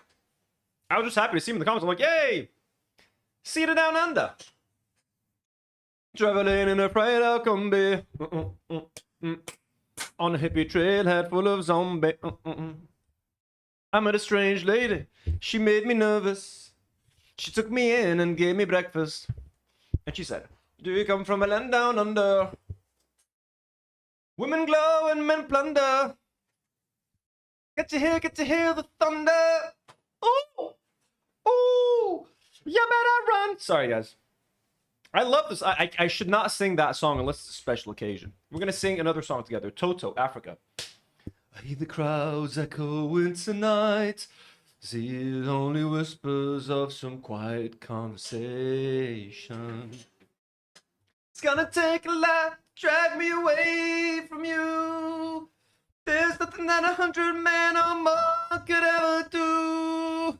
I bless the rains down in Africa. If anybody gifts donos from Africa, or who sends big donation from Africa, you are getting Toto's Africa right here. Gonna take some time to do the things we never.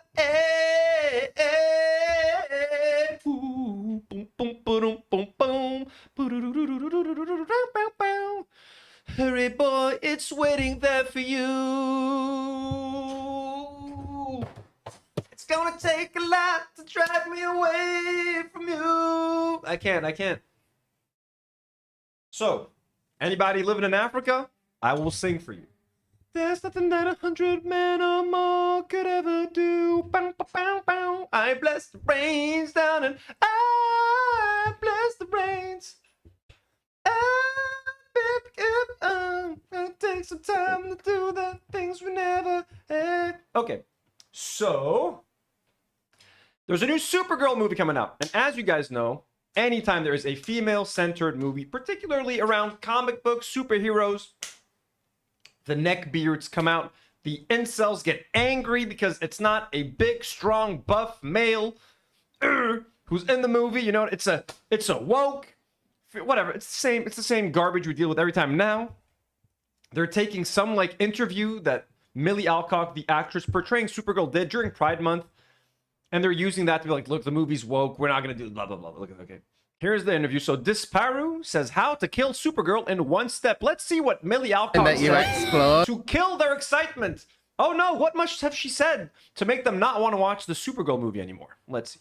Discussion online about Kara's queerness in the comics. Was that something that you explored when you were preparing for the role? It wasn't, but in honor of Pride Month, as I'm getting all these questions, I don't know. I think that what makes this film so beautiful is that it's not centered around a man. It's not centered around love at all, if anything. Yeah.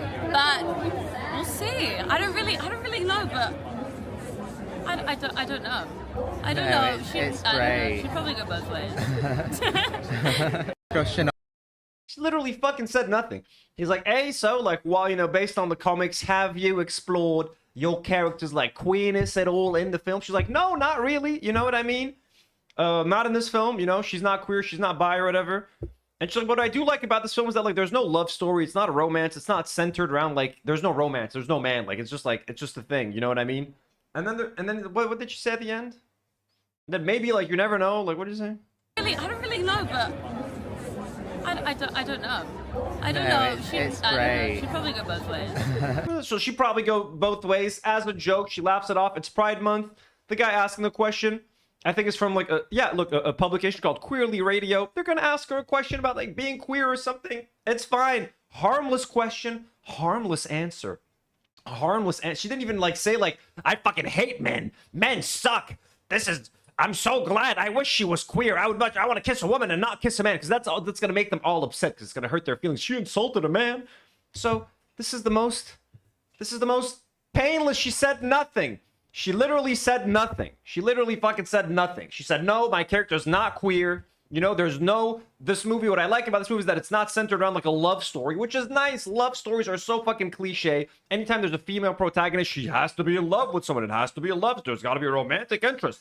Who's gonna watch it if there's no romantic interest? She's just pointing out that there's no romantic interest, and at the end she's like, well, she might go both ways, lol, as like a fucking joke. Now these fuckers don't want to watch the movie because she fucking did this interview. Like, oh my god, dude, like, get a fucking life. And again, they don't give a shit. Their channel needs them to be outraged at this, right? Like, they need to make content. They need to constantly keep the rage up with their audience, with their fan base. Don't watch this, boycott this, look at this, this is so fucking woke. Make a live stream about it, complain about this being woke for 7 hours, like when she said this. And they also keep calling her ugly, which is fucking insane to me. There's like this narrative that she looks like like Will Poulter, and they're like, she's hideous, she's disgusting, and now they're making fun of men. It's like, do you guys want movies or not? I don't understand. So anyways, Angry Joe, who I've been watching for many years with his video game reviews. I like Angry Joe a lot. He's had some bad takes. Sometimes he's a bit annoying, but I've really liked how he's standing up to a lot of these right-wing incel fucking movie or pop culture commentators that complain about video games, that complain about movies, that complain about TV shows, etc. Here's what he said. He said, this is the most important stuff to this group of guys. What Millie says in passing to a gay interviewer on Pride Month. It really pisses him off. Gets him to vote with their wallets. Not any actually important shit to vote against, like war, high food and gas prices, the looting and shitification of our countries by the ultra-wealthy. No, that stuff is okay. They support all of that. But just this stuff, unacceptable. Boycott it. Distract these masses with culture wars. The whole ecosystem of this is why nothing ever changes. Plus, she's super ugly. Look at the comments in this thread, lol, Jesus. Good job, guys. Make sure all interviews actor match your own political sensibilities. The actual film be damned. Good or not, these guys will claim it's shit to avoid looking bad or pissing off their followers. Well said. So yeah, let's look at some of the comments. And this guy did a whole video about it. This Peru, which we'll watch in a little bit. We're not gonna watch the whole thing. But yeah, let's see what some of the comments. And trigger warning, there's probably gonna be a lot of misogyny, just a lot of stupidity. No way, she's not drunk. Feels like she's doing a Rachel Zegler. Of course they're gonna bring up Rachel Zegler. It's the same people. And again, nothing about this movie even suggests it being woke. As far as we know, her dog, Supergirl's dog, gets sick. Crypto, someone shoots him. She has like 3 days to rescue Crypto, so she's gonna be traveling around space, fighting with Jason Momoa's Lobo to try to rescue her dog. No suggestion of anything woke. People are just angry. It's just, they need something to be angry about. This is the next big comic book movie coming out. How can we get our audiences angry? Because God forbid we fucking enjoy something for once.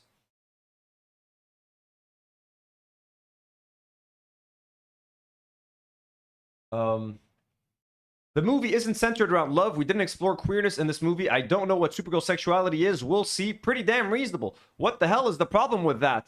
Oh, she didn't outright condemn queerness? That kills the movie for you? Okay, good. So this person is smart. We appreciate you. Bunch of men here who don't understand what she's saying. She's saying that this movie is different from a lot of other movies with female leads, which tend to center around romance. It's not anti-men. So yeah, but just because she said the movie doesn't center around a romance, like, this movie is against men. What?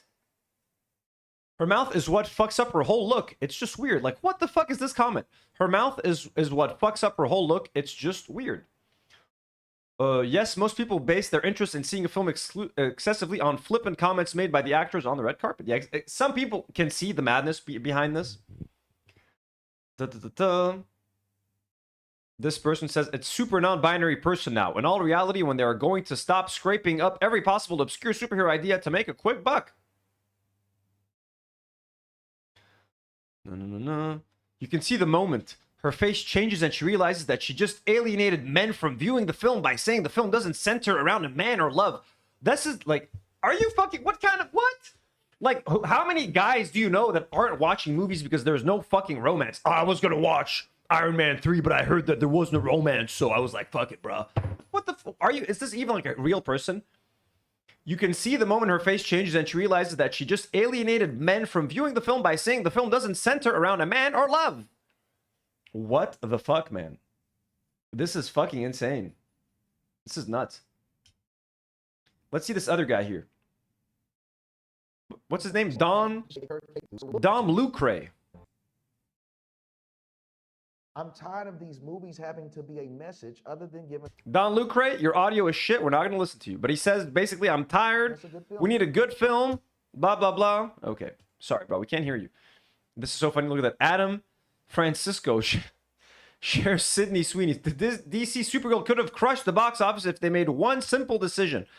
Casting Sydney Sweeney as Supergirl. And then there's this hilarious quote tweet. She's the only actress they know. I'm crying. Literally. If it were up to Republicans or right-wing incels, Sydney Sweeney would play every single female character known to man. Why couldn't they just hire Sydney Sweeney? It's literally the only person they know, man. Look at that. Just have Sydney out. She's got big bazoinkas. Jesus Christ. Okay. Let's watch. We're going to watch a couple of minutes of this YouTube coverage of this situation. This is Sydney Watson, the lady that commented on the guy's video. This is one day ago. 300,000 views. This lady, and the title is Supergirl's Millie Alcock is so much worse than Rachel Zegler. So much worse than, and by the way, what did Rachel Zegler say that was so bad? But Millie Alcock is so much worse. Let's see how. And this is 26 minutes of this lady fucking yapping about this. I don't know. I think that what makes this film so beautiful is that it's not centered around a man. It's not centered around love and all. I played a few characters that might have a potential queer through line. I have many queer friends. These people really can't help themselves when it comes to being insufferable. Hi, oh my god, the music, what? Being insufferable. It's like, let's build a table with Sydney Watson.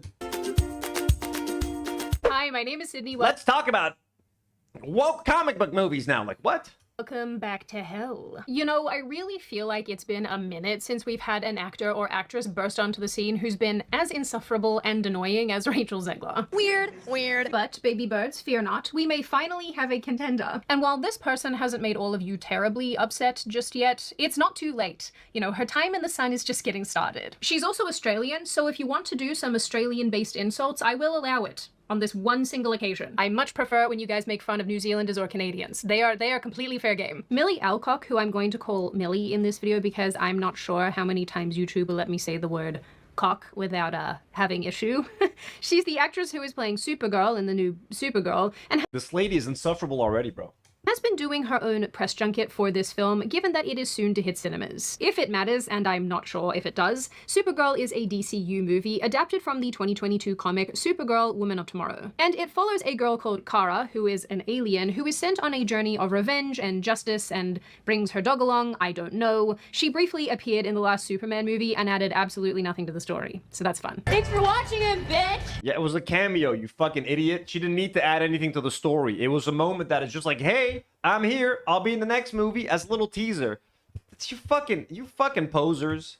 In the last Superman movie and added absolutely nothing to the story, so that's fun. Thanks for watching it, bitch! Some it's the Quartering's ex-co-host. I've never seen this lady before. 5-year-old millennial woman wrote this scene. I just know it. Worth noting that Supergirl as a comic series has been around since the late 50s. This matters, but we'll come back to it a little bit later. So during her press interviews, Millie has made a series of comments about this film that not only have people raising an eyebrow, but also, in my opinion at least, feel very, very Rachel Zegler coded. It's Hollywood, baby. During this recent interview, for example, the journalist says that Millie's character Kara is a queer icon and asks her why she thinks so many LGBT fans see themselves in this character. Millie, who honestly seems to be quite drunk here, answers that she's played other roles with potentially queer storylines, and she's honored that people think of her this way. Yes, unfortunately, this is one of those answers. Over the years, many fans have embraced Supergirl as a queer icon. What do you think is about Kara that inspires that kind of connection? I think I played a few characters that might have a potential queer through line. I have many queer friends, so honestly, I'm kind of honored. I'm honored that that's happening. But am I wrong that she's? How dare she? Oh, horrible, unacceptable. Where are my Supergirl tickets? I need to burn them right now. She said that she has many queer friends and some of the characters she's played in the past have queer through lines. How obnoxious! What a piece of shit!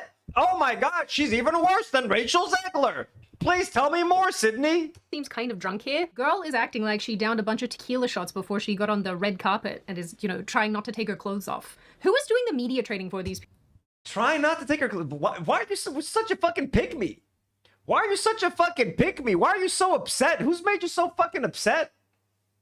What the fuck? And yeah, she can't even say LGBT. She said LGBT.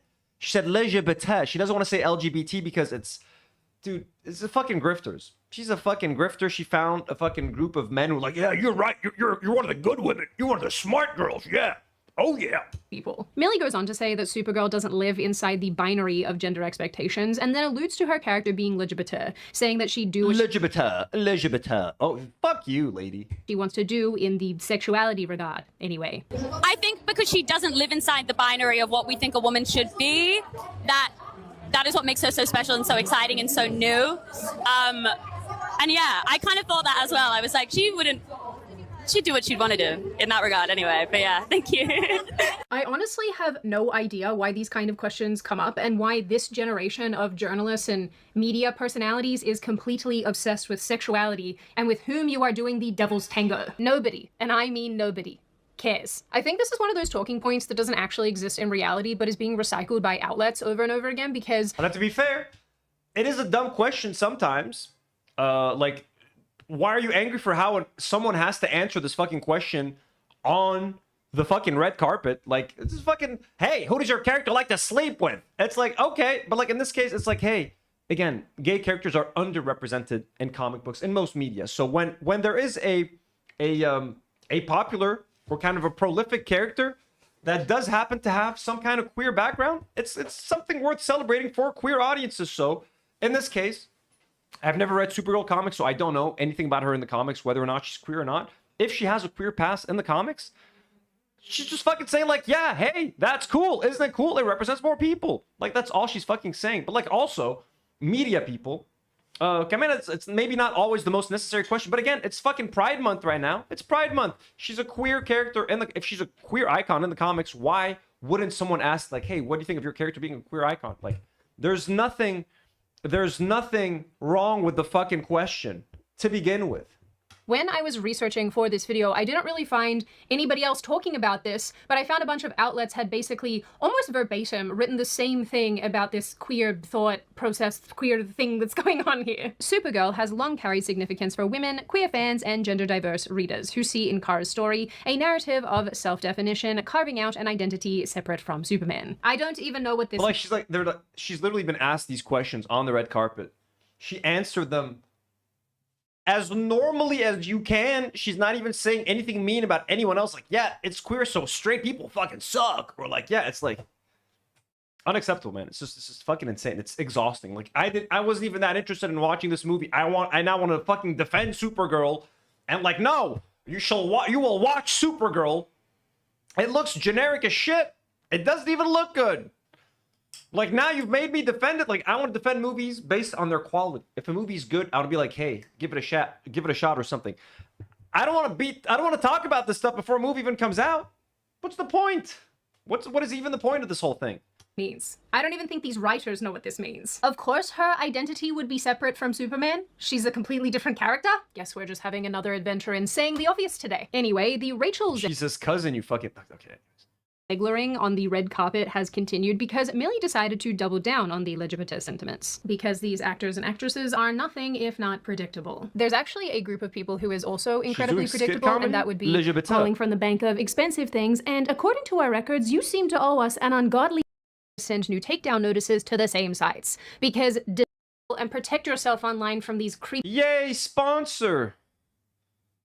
Okay, so what else is she saying that has really pissed her off? Preparing for this role. Millie's answer here made me think of Rachel Zegler's infamous interview where she said that this movie isn't centered around a man. Like obviously. It's called Supergirl. She finishes this statement off by saying that there is no love story in this film and that her character, Kara, probably goes both ways. She's referring to bisexuality here. Discussion online about Kara's queerness in the comics. Was that something that you explored when you were preparing for the role? It wasn't, but in honor of Pride Month, as I'm getting all these questions, if anything, 2026 standards. It's great. Should probably go both ways. Actually, that's a bit rude by 2026 standards. There's no binary. There's 72,000 genders.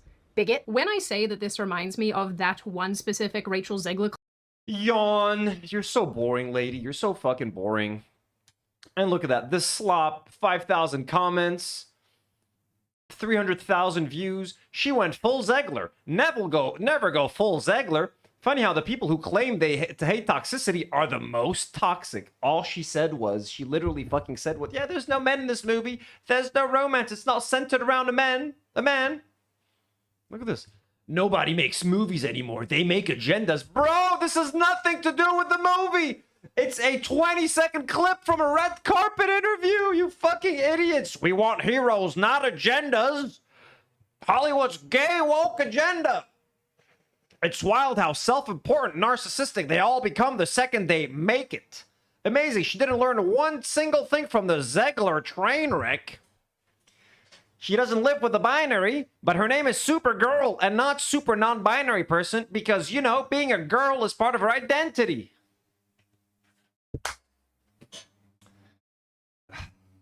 My God, man. Americans need new hobbies, and I genuinely 90% of these people in the comments are Americans, like 100%, dude, 100%. You need new hobbies. Every time Millie opens her mouth and answers another question, the potential box office take for this film drops another $1 million. Ugh, they're so annoying. I just want to fucking slap them. Guaranteed none of these people have ever spoken to a girl. They've never touched a woman in their fucking lives. If that's how you think about women, that's how you talk about women, who's gonna let you fucking touch them, bro? Fucking relax. Go watch the Supergirl movie and, like, try to have a good time, man. Shit, it's not that fucking serious, bro. Oh my God, dude. Lil Shaitan is asking, why do people hate Rachel Zegler? That's a whole other thing. That's a whole other conversation. She said, like, weird. She did, like, weird thing in the comments or something once. Someone asked her a question. Lemon Mint Cat sends a very generous $2 donation. Lemon Mint Cat, thank you so much for all the donos today. Being crazy. He says, as a proud bi, I respect all my queer homies. Let's fucking go. We love and respect all the queer homies, all the gays, wherever you're from, whatever you're doing, okay? If Supergirl wants to kiss another girl, if she wants to kiss a robot, let them do what they want. But yeah, they hated Rachel Zegler for, like, she did some weird... She was mentioning how they were doing Snow White. It was going to be a modern Snow White. Like, it wasn't about the prince rescuing her. She was just talking about, like, how it's time to update it. Like, how the old story was kind of weird and creepy. So, like, a bunch of, naturally, 40-year-old men are like, how dare you call the classic Snow White weird and creepy? Yeah. And this whole fucking hating Rachel Zegler thing fucking started. They would start to say that she looked weird. She said that she wasn't white, like Snow White is supposed to be white. They're like, Rachel Zegler's not even white. They're like, she's snow brown. It's like the whole, like, yeah. It was crazy. Aetors sends 100 Argentinian pesos. Thank you, Aetors. And says, if the actress were an IDF, like in Wonder Zaya Woman, these incels wouldn't say a word. All the incels work for Israel for free. Culture war equals brainwash. Exactly. The incels. Now, you'd think... But that's where there's a bit of weird overlap against Israel now, where some of these incels probably don't like Israel, but a lot of them still do love Israel. So, like the Asmongold, etc. Here's another video. This is from Nerdrotic. This is the Papa This is the Papa Incel guy. He is the head of all the Incel video makers on YouTube about movies and stuff. This guy is probably the most popular one, Nerdrotic. This guy is so fucking toxic. He's unbearable. Oh no. Oh yeah. Told you it's real. That's the Supergirl cup in motion, bro. Look at that. Spreading that out there? Yeah. Chris Gore's gonna bring the cup. This is gonna get age restricted. My God. Chris Gore, eat your heart out. Nerdrotic.com. I should try to find a way to get that cup. Supergirl is already a disaster, and you know look at all these disgusting Nerdrotic. Jeremy, this is from a channel called Geeks and Gamers. This guy Ryan Kinnell, RK Outpost. These three are like mega incels. I don't know what the fuck this guy is. Dean Cain, guys. Dean Cain, old Superman actor. This guy's part of the crew now. This guy's such a fucking incel. Dean Cain historically got really angry when they announced like Superman's son was gonna be like bisexual in the comics. He fucking lost his shit. He thinks the new Superman movie's woke. Dean Cain is part of the panel. Look at that. Let's see. Let's listen to what these guys have to say about the new Supergirl movie, okay? it would have been a disaster if Millie Alcock, I'll be nice, hadn't said a word. If she hadn't said a word, this movie would still be bombing. But she has said a word or two, and it's getting worse. Millie Alcock says that she's honored that Supergirl is a queer icon as DC film struggles to build excitement. So just the fact that she says that she's honored that Supergirl is a queer icon, these fuckers are getting together, doing an emergency fucking Zoom call to discuss the box office losses. Look at this. They're all these fuckers are on together, dude. It's like the UN Security Council. Quick! She said that Supergirl's a queer icon. Quick, get together on Zoom. Keeps getting worse. And somebody, I liked her casting. I liked her in House of the Dragon. Sashi, thank you for the reminder. Dean Cain volunteers for ICE, and we watched his video doing the trial ICE run. But she is getting very Zegler-esque at this point. Maybe not as annoying, but certainly as stupid. Yeah, it's dumb. It's not Rachel Zegler levels of retardation. Well, I think one thing too is like I mean, I didn't watch House of the Dragon, but she's known for that, and that's a successful show. And she's Disparu is here. So the guy who was tweeting about it, Disparu, whatever, he's sitting right here. So all these fuckers are making the same videos. Like they all work for the same anti-woke industrial complex. They're all part of one big community. The lead in that. They call themselves the Fandom Menace. The Fandom Menace, because apparently like companies should be afraid of their fans. Show. So at least she's established. Rachel Zegler came out of nowhere. And Steven Spielberg gave us. I know, but she wasn't really on the radar. You know what I mean? Yeah, Like, she was doing cover songs on YouTube, and Steven Spielberg plucked her out of irrelevancy and gave her all to us. I do think when it comes to what I've seen, so some of the stuff we've seen in interviews, so it's tough to tell the tone. The stuff we've seen on video, for the most, look, Rachel Zegler, when she was saying all these things that helped tank the movie, there was like an air of fucking nastiness and bitterness and like enjoyment that they were like erasing some things. Whereas this one seems to come off honestly like a fucking dumb young blonde. Yeah, who's trying to say the right thing. Who is probably drunk. Please tell, like, she's just a dumb young blonde. And they're all fucking so angry. They're all so full of... Look at all these... Dude, I'm going to just remove myself for a second. Look at these fucking... I'm going to count how many men. 1, 2, 3, 4, 5, 6, 7, 8, 9, 10. 10 fucking dudes. Bearded dudes complaining. They're like, oh, she's just a dumb young blonde. The fuck? Yeah, thank you, Spielberg. Thank you. Rachel Zegler is fucking amazing, dude. I actually watched... What is it called? What's that movie that he made with Rachel Zegler? Something Story?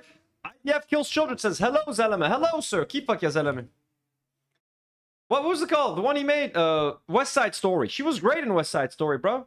She was incredible in West Side Story. She was so fucking talented. IDF Kills Children. I'm gonna call you IKC. IKC. Atik al-Afi. Thank you so much, sir. That is so very fucking kind. And we're waiting for you in Hamdoun, my man. Drunk as fuck in this video. I think a little bit. A lot of the clips that she's in, she looks drunk. She's saying what she thinks the media wants to hear because she's getting baited into this, and that's being nice. That's being nice. I think we might be letting her off the hook a little bit, but we'll see. I think you are, because like, this isn't sort of where she's asked a baited question and she runs it. There is glee in the way she says it, and she expands way more on it than the question actually requires if she just wants to answer it. Glee, she looks happy. When they asked her, are you a queer icon? She looked happy when she answered. She needed to look miserable. She's happy about being queer. She's happy about having queer friends. I hope this movie tanks at the box office. For both the ones. Yeah, I think she's saying things she believes. Yeah. Years, many fans have embraced Supergirl as a queer icon. What do you think is about Kara that inspires that kind of connection? I think I played a few God, I hate those characters little mics. that might have a potential queer through line. I have many queer friends, so honestly, I'm kind of honored. I'm honored that that's happening. But I think because she doesn't live inside the binary of what we think a woman should be, that is what makes her so special and so exciting and so new. Tell him, girl. I thought she was beta. And yeah, I kind of thought that as well. I was like, she'd do what she'd want to do in that regard anyway. But yeah, I think. Okay. She said, I have a lot of gay friends. Yeah, I was like, oh, she kind of I have black friends. Okay. Can we start with Supergirl's a queer icon? That has never been a thing. Yeah, I was gonna say, when did that happen? Absolutely never. I can make an argument for some DC characters being queer icons. Nightwing. I could Fwish calls them the Incel Avengers. Make that argument. Hey, wait, hold on. No, it's true. Well, no. He's not. So, whoever's a comic fan, I'm a comic book fan. Was never much of a DC reader, except a lot of Batman.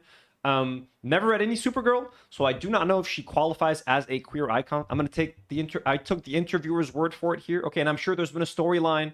There's been some kind of universe where she's had a relationship with a woman or something. So. So Nightwing is a dude that gay dudes like because they thought he was hot. Yeah, that's not Nightwing. Don't put that on Nightwing. That means queers think he's an icon. By the way, her saying I have queer friends is nothing like saying I have the one that goes, oh, it's like saying I have black friends. No, like when you're accused of being a racist, if your defense is like, but wait, I can't be racist. I have black friends. That's not the situation she's in. She's like, by the way, I like it's completely different. Or his buddies. I think that's That's not fair. That's not fair. That is not fair for Nightwing. How dare you put that on Dick? Life isn't fair, guys. I was able to profile a gay guy walks in my store. I'm like, he's buying X-Men and Nightwing, and boom, every single time. Every single time. Were a lot of people in prison fans of Nightwing? Is that what you're trying to say? No. Nobody cared. Everybody in prison likes Batman. Batman's like the most. Yeah. Let me say one thing that I think is when I started playing Superman back in 1993, on the cover of Spunk magazine in West Hollywood, the cover said, "Fags think Dean Cain is super."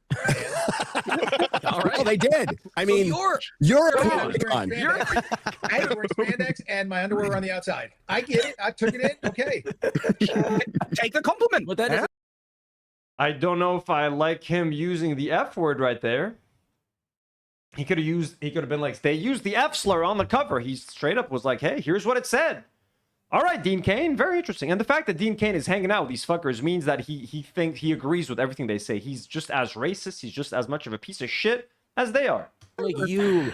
Garrett, I'm going to now ask Steph to make the most disturbing search. I need to find that. Steph, you put that on your internet history. Yeah, I don't want that. Thank you. No, thank you. I fear what comes up when she searches for spunk. Yeah, full F slur drop. Fucking the whole thing. Dean Cain just fucking dropped it. But there's sorry, guys. I did not know he was going to say that. From the queer icon, Supergirl. And she's being baited in this, and it's Pride Month, and it's Juneteenth, and my God. And it's Juneteenth. What does that have to do with it? Dude, they're so fucking racist. They can't even hold it in. They're talking about Pride Month. Well, she's being asked about being a queer icon. It's Pride Month. You know, it's Juneteenth. What the fuck does that have to do with it? They're celebrating black emancipation and queerness. You know, like what the fuck? What the fuck, dude? They can't even hide it. They're just giving the game away. He just gave the game away. It's Pride Month and Juneteenth. Holy shit. What do you mean, dude? It's Juneteenth. What does that have to do with this? And she's being baited in this, and it's Pride Month, and it's Juneteenth, and my it's God. Not so much comes to you from Queerly Radio. Exactly. It's not so much just baited. Here's part of the fucking problem, right? We have these red carpet interviews or these press junkets or whatever. Half of the problem are the people that are there asking the questions. These people with 200 followers on Twitter and like 1.5K subs on YouTube that have James Gunn on for an interview and can't crack 12 views, right? It's these irrelevant, ridiculous activist people. And they get invited to these things, and all they care about is whatever their activism is, whether it's black girl nerds, whether it's queerly, whatever the fuck. And they're asking questions that are only relevant to their fucking viewpoint. That's half the problem, that these people are even there to begin with. The other half is whether it's black girl nerd, like God fucking forbid they invite a black content creator to cover the premiere of a movie that maybe stars like a black character, to ask like, hey, as a black nerd, I want to know this about this. Like, what's so fucking... He's so fucking upset. They're so fucking upset. They send these people with 1.5K fucking subscribers, like Black Girl Nerd, whatever, to ask him a question about being black. Jesus fucking Christ. Raimi Winter says, these dudes ruined comic book shops for me. These dudes ruined a lot of things. These dudes honestly ruined talking about Star Wars online. These dudes, like, it used to be a few years ago, it used to be fun talking about nerdy movies on the internet. People could get together and like speculate, what do you think is going to happen in this? What do you think this character's appearance means for this movie? What do you think this is setting up for the next movie? There was some kind of, there was a purity, there was a joy, there was some fun to be had in the peak time of like, of when all this shit was popping off. Like the Star Wars movies were back. The MCU was firing on all cylinders. The DC movies were fucking sucking, but we were having fun shitting on them all together. Then all of a sudden, it became like woke and not woke. And now it is, you can't even talk about a movie on the internet without pissing someone off. If you mention an actor that is cast in a movie, if they're black, people lose their fucking mind. Now every Marvel thing is woke. Every Star Wars thing is woke. Christopher Nolan is woke for making The Odyssey and for casting a black person and for casting this. And it's like, it's not even fun talking about movies anymore. It's not even fun debating movies anymore. Like if you want to debate the actual film, the meaning of the film, the script, the film structure, but everything is culture war. Everything is, they shouldn't have cast this person, or it's woke, or it's gay, or it's like, can we talk about the movie? Can we talk about the message? Can we talk about the art behind the film, the artistry, the craft of making the film? All of that is gone from conversation. Amelia Alcock said she likes to be queer in the interview. Like, what are we doing? Have these retarded people in Hollywood who don't have any idea what real life is like. You have a 25-year-old woman in Millie Alcock who probably does believe all this stuff that she's saying. I absolutely think she does. And is drunk on the red carpet and then is playing this up. And the only people that it's going to win over are the people who aren't going to show up to your fucking movie anyway. You're not going to win anybody over. No. And you're going to alienate the people that do go out and support these franchises. But also, how did she alienate you from watching that movie? انت هل قاعد بالبيت يا ايرك امك دي ايرك fucking 30-something-year-old fucker sitting in your fucking house. You're planning on going to watch the Supergirl movie. You see her interview being like, yeah, she's a queer icon. There's no romance in this film. That's pretty cool. And you were like, fuck it, I can't fucking support that movie anymore. I can't support. Like, what did she say or do to piss you off that much, you fucker? You either weren't going to go watch it in the first place, you were going to complain about it regardless. Now they're just desperately looking for something to piss them off and get them angry and get them riled up. Dean Cain wants to be fucking angry. When I was Superman in 1993, no one cares, Dean Cain.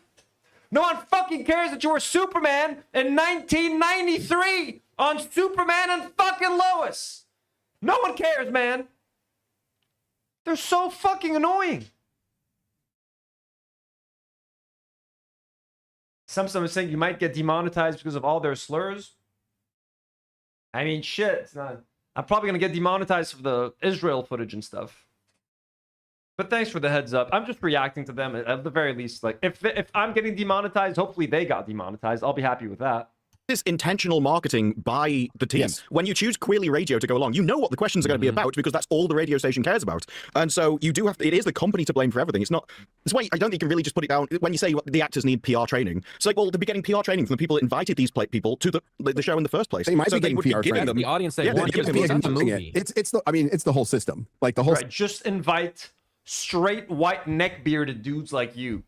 Just they're the only ones allowed to go cover these events. That's it. No one else is allowed to enjoy these movies. A black nerd, a female black nerd is not allowed to go to these premieres anymore. That's it, you know, because she's going to ask 2 specific questions. A gay content creator who's a nerd doesn't have the right to be invited anymore because they're going to ask a problematic question. Hey, what do you think about gay people on the red carpet? And then they might turn off potential viewers such as yourselves. We wouldn't want to do that, would we? Of course not. System is corrupt, and this is the result Warner Brothers wanted. This is the result. The system is corrupt. What, my guy? Your country is funding a genocide. It's funding an ethnic cleansing. The system is corrupt. They're inviting gay media to the Superman premiere, motherfucker. Go fucking be active. Be activated politically. You're complaining about Supergirl on fucking stream with 12 40-year-olds. Dumbass fucking bitch. System. Like the whole system is corrupt, and this is the result Warner Brothers wanted. This is the result James Gunn wanted. This is the result Millie Alcock wanted, and this is the result the press wanted. It's the whole ecosystem.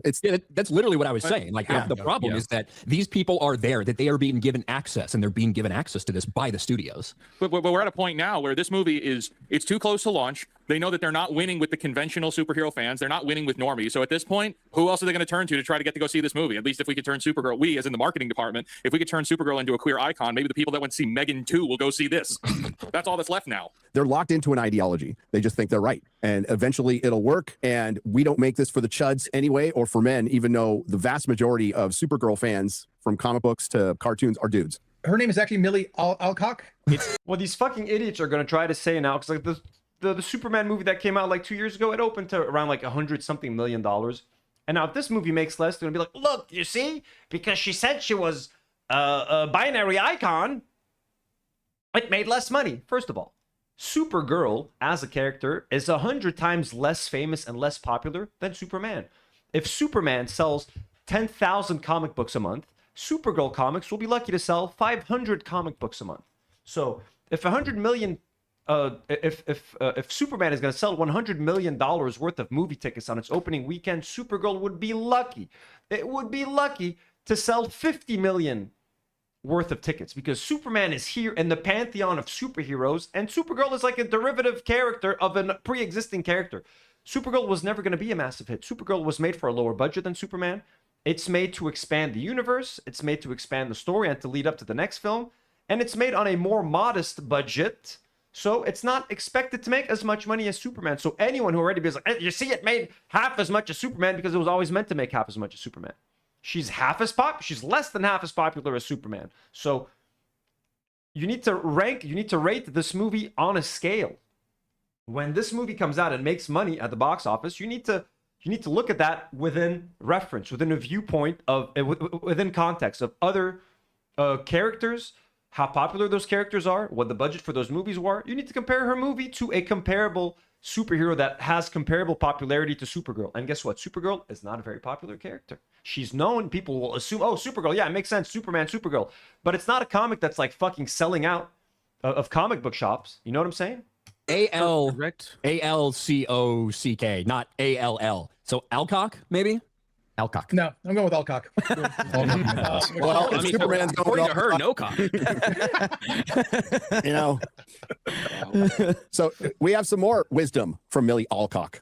Discussion online about Kara's queerness in the comics. Was that something that you explored when you were preparing for the role? It wasn't, but in honor of Pride Month, as I'm getting all these questions, I don't know. I think that what makes this film so beautiful is that it's not centered around a man. It's not centered around love. If anything. To this, they would never do it, even though you guys are the biggest entertainment YouTubers on the platform. They would rather bring people in that get 100 views that they know are going to ask the right questions. It's all strategic. It's all part of the whole. And maybe they're not inviting these fucking assholes because they're racist pieces of shit who are constantly shitting on the brands, shitting on this intellectual property. Why the fuck would they want to have these people that make other people uncomfortable on their own red carpet? If they're out there calling your lead actress an ugly piece of shit, why are they going to invite you to the fucking premiere to shake her hand? You disgusting incel fucking freaks. Sphere that they're in. So yeah, that's how they patted Rotten Tomatoes. And we've seen it for years like this. Every time we cover one of these actors answering a retarded question from someone like that. Slurs, bro. They can't even fucking speak without slapping out a fucking slur or some kind of fucking word.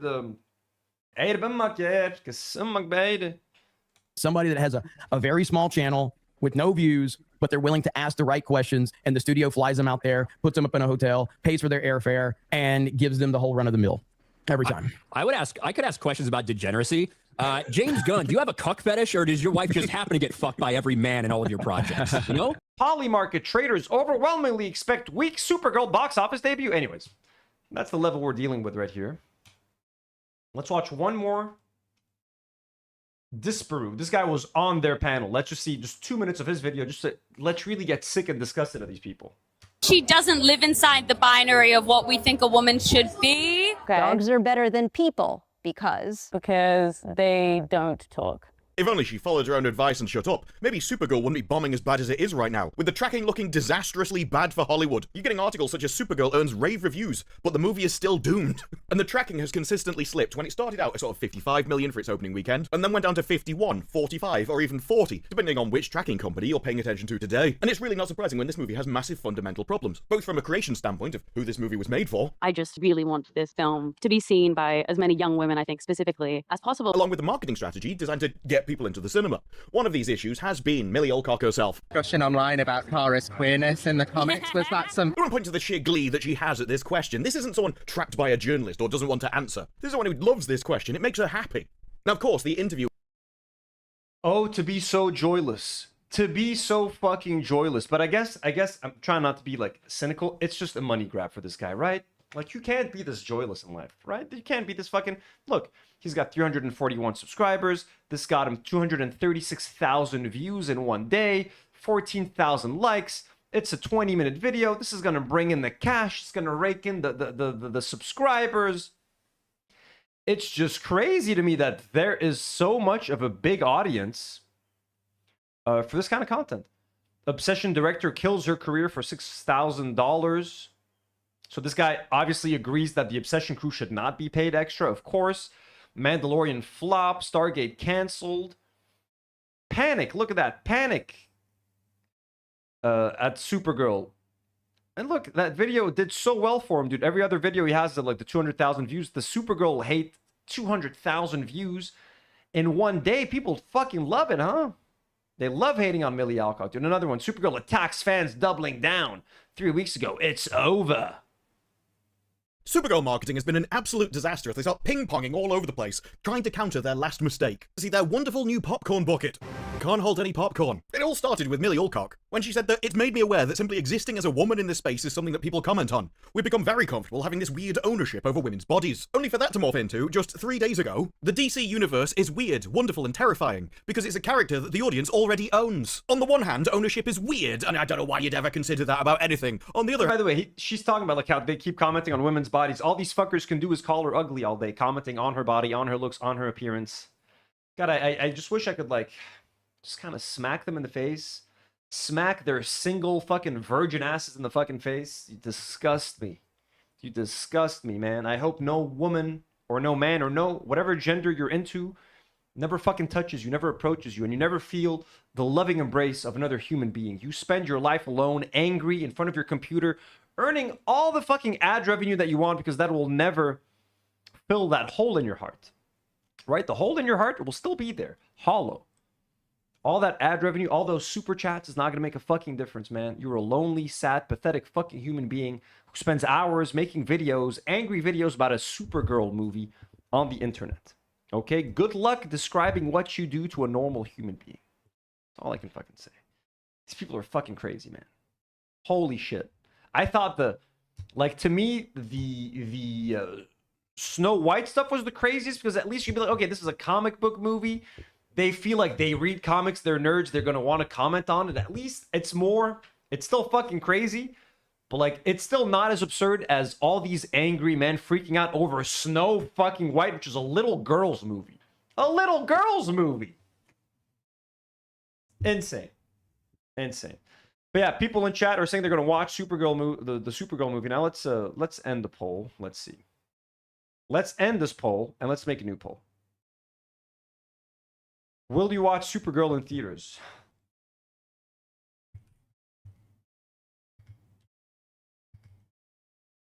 Supergirl in theaters.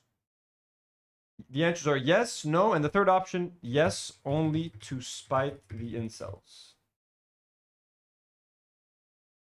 Go along now and vote. Go along and vote. We've got a new poll. Will you watch Supergirl in theaters? The answers are yes, no, and yes, only to spite the incels. I think I will watch it, not to spite anyone, because I do enjoy, you know, a decent superhero film every now and then in the theater. Again, there's been way too many recently. They're not as good anymore, but like the DCEU, the new DCU, is still a young universe. But I've heard that it's okay. Like I'd much rather watch Toy Story 5. Like right now, Toy Story 5 is on my watch list I also want to watch, obviously, when I get to the States, I'm going to watch The Odyssey. You know, I might want to watch Disclosure Day, but Steven Spielberg donated money to the IDF in 2006. I rewatched Jurassic Park yesterday with Demi, so it's hard. I gotta see what I gotta do. Okay. Moving on. Sorry guys, that took a lot of time. I forgot to read this tweet. Asmongold talking about Israel. I don't feel like talking about that right now. Let us get quickly. We're gonna talk about Harley Morenstein.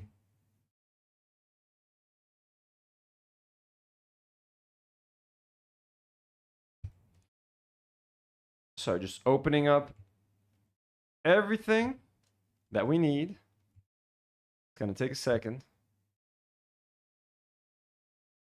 I'm coming up. I'm coming. I want the world to know. God, it's hot. Okay, I got a bunch of Harley Morenstein tweets that I gotta open. So just be patient with me.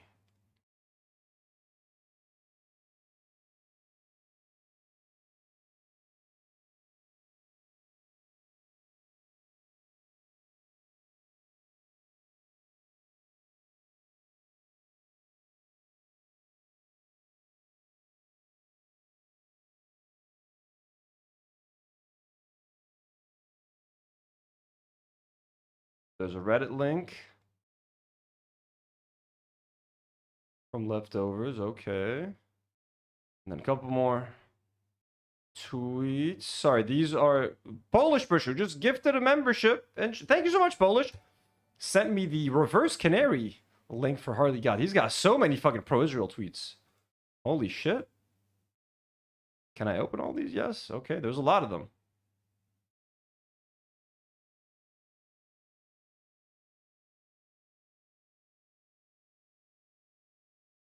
Nuts. All right. Polish Pusher. Were they gifted? Thank you so much, Polish. And that just went to Ninsk Design. Polish, that is way too kind, way too generous. Thank you so much. We are at 422 members. Let's go. 422 Do Not Warriors. Let's fucking go. Fwesh sends 10 Qatar Rials. Thank you so much. Says, have you seen Invincible? Also, knight Marina. Marina, you haven't been knighted? I'm going to do another knighting ceremony before I leave. Fwesh, Marina. We know she's gonna get that knighthood. She's gonna get knighted. I have seen Invincible season 1 and I really enjoyed it and never got to see season 2 because it took way too long to make. And I keep hearing people complaining about the animation quality in Invincible. I will say the animation looks ugly, but the story in season 1 was very nice. It reminded me a lot of The Boys. I thought it was very fun. And I know for a fact it's extremely popular because I have the comic stash here in Lebanon. I sell vintage comic books at Multiverse Games in Hamada. I get DMs every single day about people asking me if I sell Invincible comics, and I have to tell them no every time and break their hearts.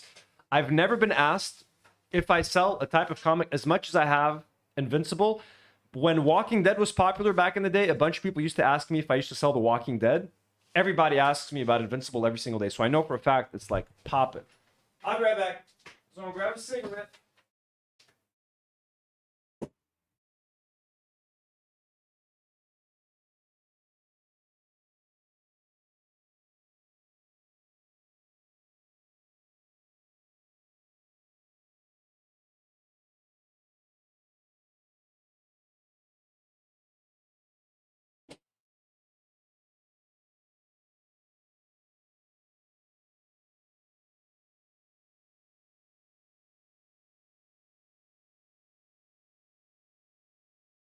You guys should have seen Marina and Dreadful. Yes. Is Marina still here? Yeah, all the OGs were assigned by Nour on Discord unceremoniously. I remember, right? Okay, we're about to talk about... I'm going to give you guys the Harley Morenstein update.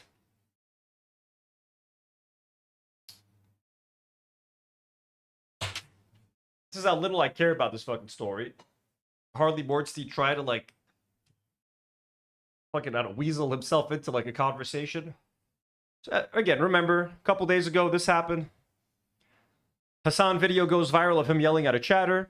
Brandon Buckingham quote tweets that video, being like, hey, Hassan, why don't you go to Lebanon? My friends in Lebanon and Palestine hate you. They think you're taking advantage and making millions off of their pain and suffering. Why don't you go to Lebanon, Hassan? Why don't you help the Lebanese people? Hassan responds very politely. It says we have our disagreements, but I appreciate your coverage on Lebanon. Send me what orgs you're working with, and I'll gladly send money and set up a fundraiser. I have worked and raised money for blah, blah, blah, etc. So killing him with kindness. I jump in. I'm like, hey, Brandon, I'm in Lebanon, and I very much appreciate Hassan's coverage of what's happening. He's been a crucial voice. I also appreciate your documentary, Brandon Buckingham. If you guys, I'm down to offer money. I'm down to offer any help to raise money for my country, etc. I've covered this twice already, so I'm just following in Hassan's lead, being nice. If we can use this opportunity, this attempt at trolling to actually make some money for Lebanon and raise awareness, let's do that, okay? Hassan interacts with my tweet. Brandon Buckingham retweets my tweet. So, everything is going nice and dandy. Brandon replies to Hassan, Hassan, I really appreciate you setting our differences aside for the betterment of the Lebanese people. I truly respect you responding how you did. I'd love to speak privately about planning a trip for us to provide humanitarian relief, etc., etc. So, things seem to be going well. The trolling was inadvertently turned on its head into an opportunity to maybe make money. And I think Brandon Buckingham was taken aback by, he was probably surprised by how Hassan responded. Instead of taking the bait, Hassan was like, hey, you know what, bro? We don't see eye to eye, but I appreciate your work on Lebanon. Let's work together to raise money. Hassan played it perfectly. So just wanted to hop in there. Haley, good luck. Have fun at the dispensary. So now, a girl with a microphone involves herself. And she shares Brandon Buckingham's response where he says, Hassan, I really appreciate you setting your differences aside, etc. She says, if there's no state-sponsored 5-star hotel, he ain't going. Then she shares another tweet. She shares a video of Hassan being like, hey, I'm going to work with you to donate money, etc. She's like, that's not what Brandon requested.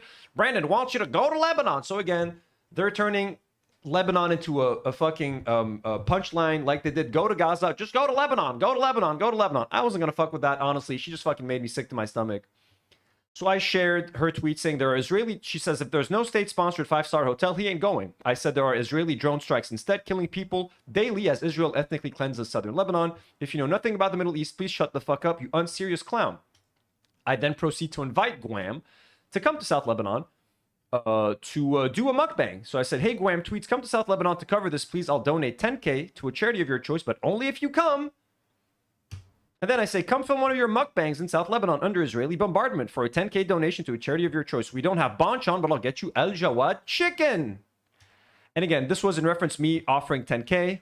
Was in reference to Ethan Klein sharing Brandon's tweet and also saying, I'll be the first to donate 10K to Hassan to help families on the ground in Lebanon. I'm going to donate regardless, but I'll give an additional 10K for... By the way, I'm still waiting for that receipt, Ethan, for that first donation. But I'll give an additional 10K for the cause. I think it would be extremely powerful for people to see firsthand via Hassan what the war has wrought upon Lebanon. So again, him, for some reason, for Ethan, he wants Hassan on the ground. Just like he wanted him on the ground in Gaza. He wants Hassan in fucking danger on the front lines in the south, where Israel is dropping hundreds of bombs daily, ethnically cleansing it, murdering thousands of people. Ethan wants Hassan there. Because for some reason, we can only know what's happening on the ground in Lebanon if Hassan is physically here. You know? So, great. Marina, who's been a member for 16 months, says, Khalas, Anthony just doesn't want to knight me. No, Marina, I want to knight you. I don't want to knight you when someone asks me to knight you. That is the difference. The knighting shall come and shall happen. Only try, because if someone's like, hey, knight Marina, then I knight you, it's going to feel like not special. So, folks, do not ask me to knight anyone. I shall knight them. Trust the process. Okay, trust the process. So now Marina's going to feel like if she does get knighted today, that it only happened because someone told me to do it. It's not how we roll over here. It's got to be a genuine surprise. When that sword comes out, it's got to be a surprise. That's why we try to maintain an air of mystery over here. So back to the tweets.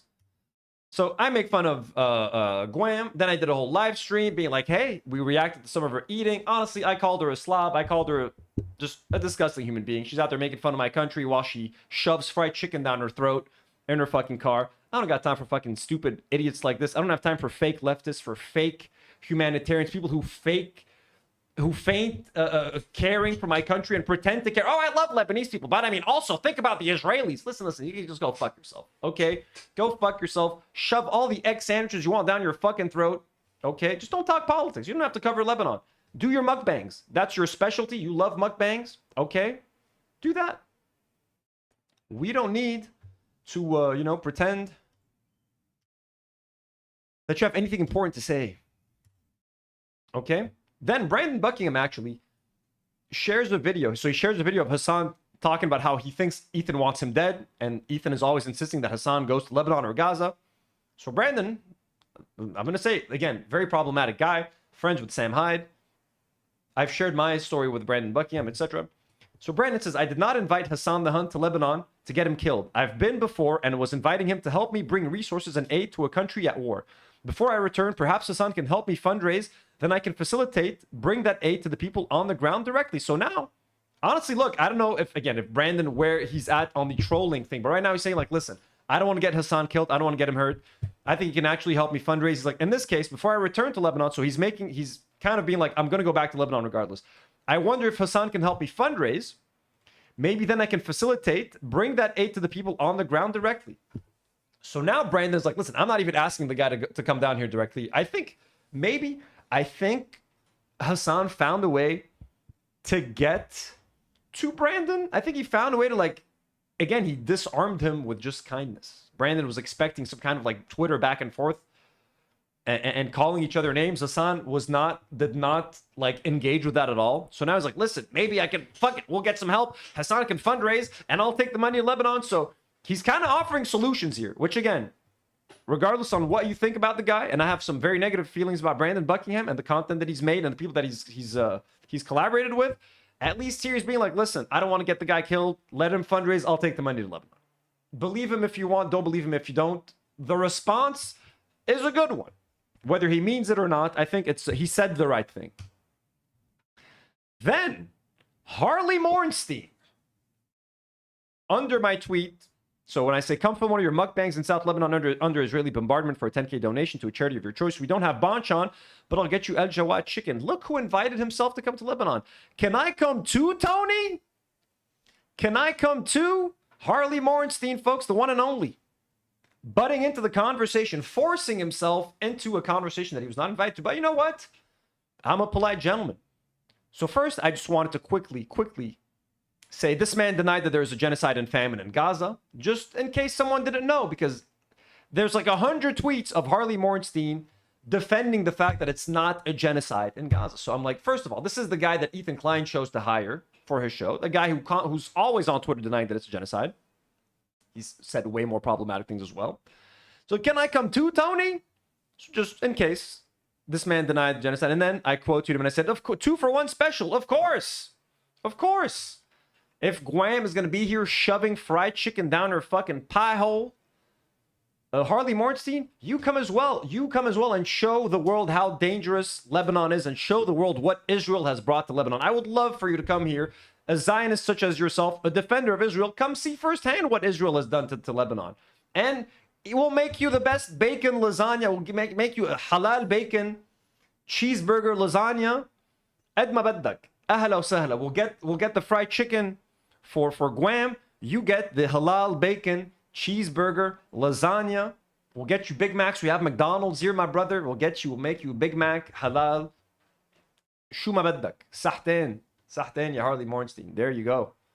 2-for-1 special. So then he was kind of being shit on by everyone because I said that he denies the genocide and he denied the famine. So he shares this tweet. He says, no government or major international body considered it a genocide on October 8th. Anyways, I don't support genocide or war or making people starve. So he felt like he had to defend it. By the way, this tweet, okay, this was a response. And then he quote tweets this response here. He says, I don't know or associate anyone in real life that backs this freak or the things he says. So he shared Ben Gavir's post 3 days ago where he said we're going to kill all 1,000 mothers. For every mother who cries in Israel, 1,000 Lebanese mothers will cry. So he shared this and said, I don't know or associate with anyone in real life that backs this freak or the things that he says. Okay, let's see the things that you have backed, Harley. You claim that no government or international body. So he says it's not called a genocide on October 8th. That's his defense now, right? I'm just arguing the technicality. You're calling it a genocide. Well, technically on November 8th, it wasn't genocide. Okay. Harley Morenstein, what does he say? He feels like he has to defend himself now, right? I don't support genocide or making people starve. Let's see. So Harley Morenstein has an account on Reverse Canary Mission, which I love, by the way. Reverse Canary Mission does the exact opposite of the Canary Mission. They are out here exposing Zionists. So let's see. These are all the tweets from Reverse Canary Mission. Let's see what Harley has said in the past. He was arguing with... Okay, that's the problem, though. It's all here. Based Blonde says Israel is not our ally. Israel has done nothing for America. Harley Morenstein says Israel provides the U.S. with advanced intelligence, military tech, collaborations, and a strategic ally in the Middle East. The U.S. benefits from defense innovations, counterterrorism support, and a stable partner in a geopolitically critical area. So he seems to appreciate Israel's role in the region, Israel's role as an ally of America. Harley Morenstein loves and appreciates Israel. Look at that. 2. He shares this video by open source intel, says Israel allowed all these truckloads of aid into Gaza. Then he shares this video and says, thanks. Nobody's innocent in war. This isn't what a genocide looks like, by the way. Because Israel allowed a couple of aid trucks to go in after weeks and weeks of not allowing a single drop of food, not a single grain of rice to enter Gaza. They let a few fucking trucks in there was like a backlog of fucking trucks. This isn't what genocide looks like, by the way. Oh, really? What does it look like, Harley Morenstein? Not trying to justify a war here. I'm demonstrating how it's not a genocide. Keeps on insisting that it's not a genocide. Not a genocide. Cool. Then he says, words are important. Nazi Germany committed genocide because the goal was the systematic extermination of a people. Wallah ya Harley Morenstein, that's Israel's goal. The systematic extermination of a people. More specifically, Palestinians. Ooh, from where? Well, I don't know. A bunch of areas like the West Bank, like Gaza. How about the Shia population in southern Lebanon?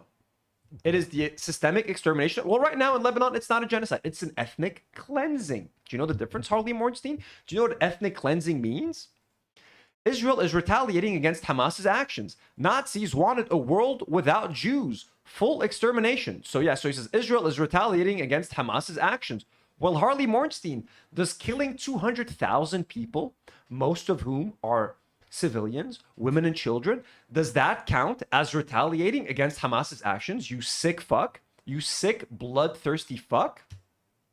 Nazis wanted a world without Jews. Full extermination.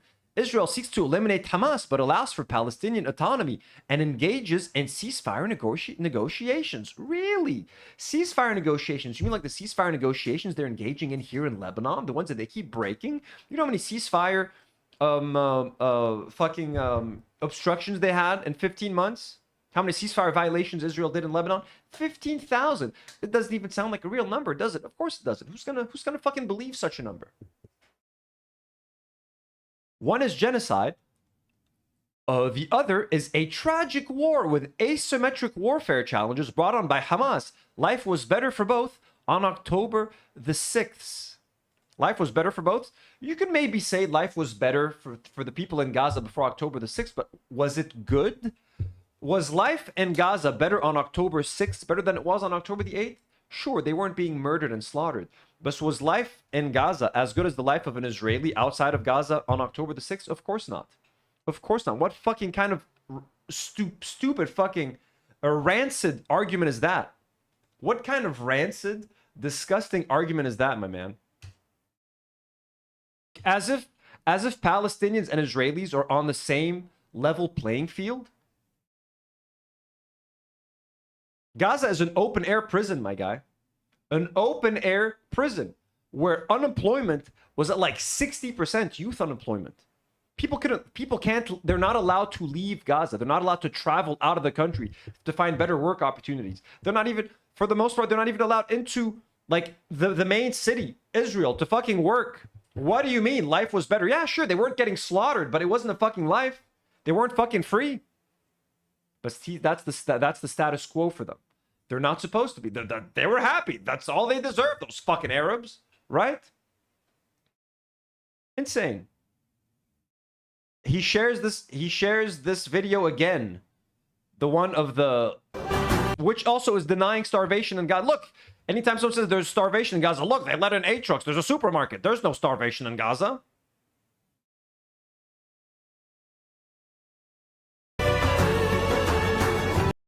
So he shares this again. This doesn't look like the behavior of a country trying to commit genocide, to be honest. True, Harley. He shares it again. He can't help himself but sharing this fucking video. Not apartheid. Christians, Muslims. So he's also, not only does he deny that it's a genocide, not only does he deny the hunger or starvation in Gaza, he denies that there's an apartheid. Not apartheid. Christian, Muslims, Druze, non-Jews all live together in Israel.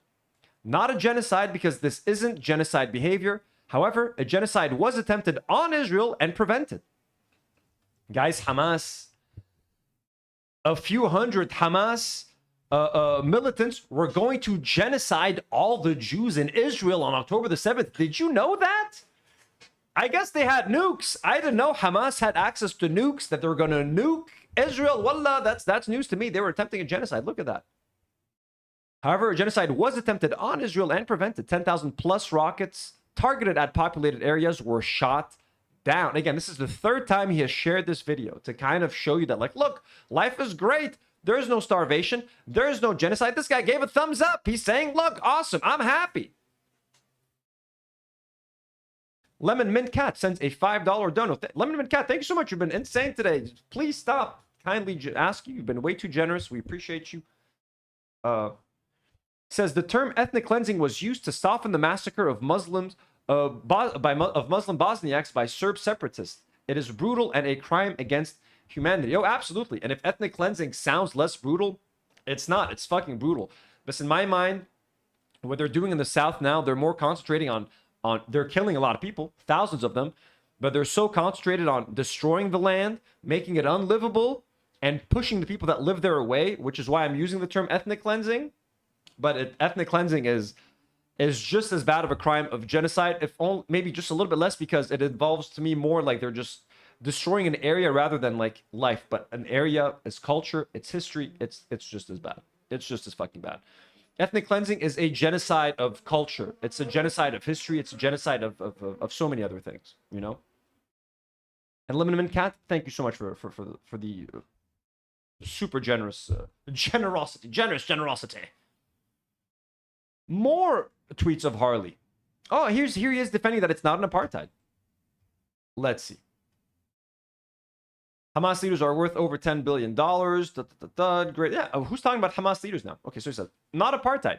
25% of Israel is non-Jew. Muslim, Christian, Arabic, Druze, etc. There's an Arabic Muslim Supreme Court judge. On October 6th, kids in Gaza with diseases got treated in Israeli hospitals. Wow! Really? Not occupation. 75% of the landmass that was Palestine is physically in Jordan. Do you call Jordan a colonial nation? What kind of bullshit are we talking about right now? 75% of the landmass that was Palestine is physically in Jordan. Yeah, send them to Jordan then. Is this part of the argument now? Dude, this guy, has he spent any time in Israel? Do you say Egypt is apartheid because of the wall they built between Gaza? I can tell you're new to the conversation. You only use the simple words. You don't know the details. You can't control me with language. Israel exists. You can't take it away from the indigenous people of the area. Try and figure out a better way to deal with it other than burning babies and hostages. Look at that, burning babies. Hey, well, Harley Morenstein, this is why he was hired to the H3 podcast. This is why he was hired to co-host After Dark, along with shoving fried chicken down my fucking throat. We got the McDonald's lasagna guy and the Bonchon lady.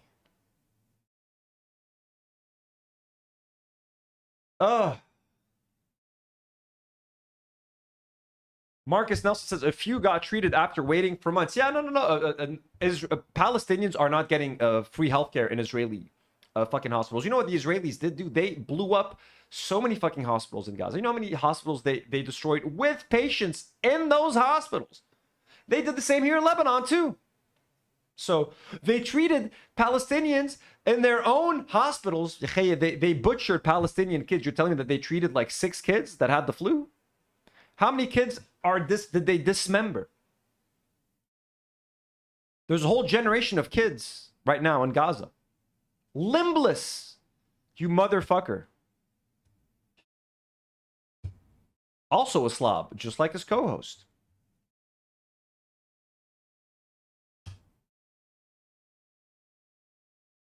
Before October the 7th, Palestinians can enter Israel and work for equal pay to Israelis. Look at that, equal pay.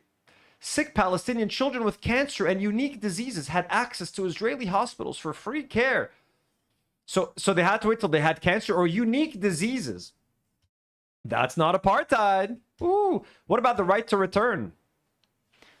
Why is any Jewish person allowed to go to Palestine and take land there, but why can't the Palestinian go back to their homeland in Palestine? What do you call that? I'm waiting for the word. Why do some Palestinians get the death penalty while Israelis accused of the same crime don't get the death penalty? What do you call that? I'm trying to get back to me in a second. I'm still thinking about it. Palestinian population grows and continues to grow. Israel is the only country that rescinded land gained through battle. That's not very apartheidy of them. Listen, 0 fucking likes, bro. No one's fucking with this. Who's even fucking with this shit? At least the Canary mission fucking saved this shit. The Jews beat Hitler and they'll do it again if he ever comes back. I'm sure they would. What a guy, this Harley Morenstein, huh?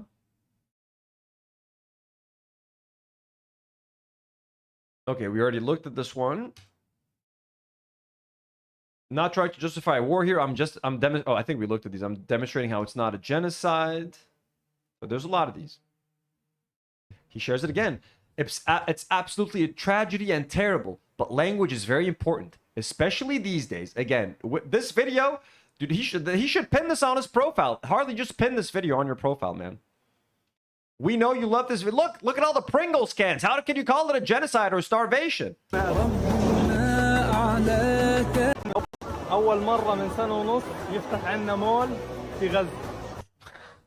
know what the guy says? Harley is so fucking stupid because he doesn't understand Arabic. This guy, the video literally opens with the guy saying it's the first time in a year and a half that we have a mall in Gaza.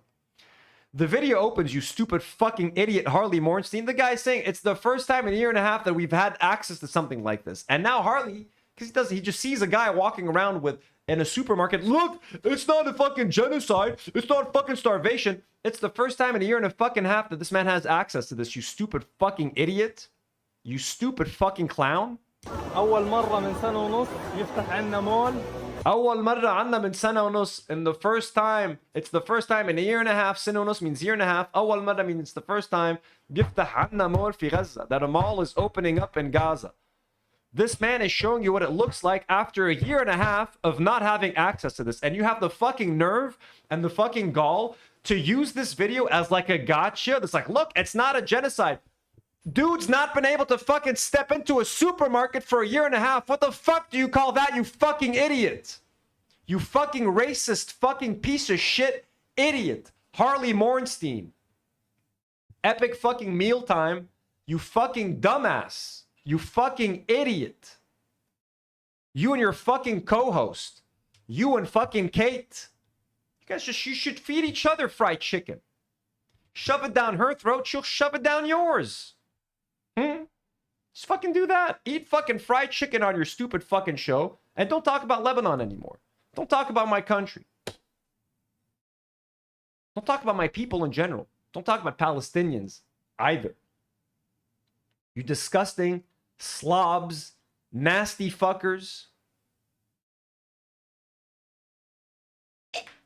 Anyways. Genocide doesn't involve a single life-saving aid truck. That would completely derail the point of a genocide. Yeah, motherfucker, they're doing it in 4K. They're doing it, they're filmed, the whole world was watching them. They had to let an aid truck in every now and then. Be like, look, you see, it's not a genocide. And fucking idiots like you buy it. You see one aid truck going in, you're like, well, you see, they're feeding them. Chris sends a $2 dono. Chris and they look, says, Harley, irrelevant dumbass, go back from whence you came. Chris, thank you for that powerful message, Chris. And they look, hope to see you before I travel, but in a true fucking person. Unbelievably dumb arguments, unbelievable small brain, Zionist brain, content brain. Another one, look at that. Perhaps the language needs to be expanded. Doesn't make sense to group this with other genocide happening today. I don't recall 1,000 trucks of life-saving aid ever being involved in a genocide at any point in history. And he shares this: during the first phase of the ceasefire, UNICEF and its partners were able to bring in more essential supplies and reach more children in need. Between 19 January and 28 February of this year, nearly 1,000 trucks with life-saving aid crossed the territory.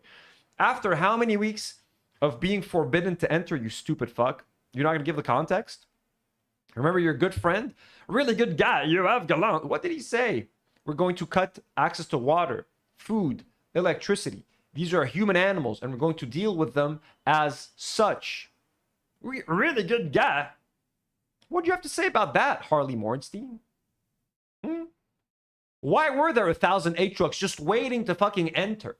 And what do 1,000 aid trucks do to feed the population of 2 million? Yair, you and your co-host alone will eat half of those fucking 1,000 aid trucks. You and your co-host alone. What about a population of 2 million? Have you seen what your co-host ingests in her car? You think 1,000 aid trucks for 2 million people after weeks of blocking aid into Gaza is going to make a fucking difference?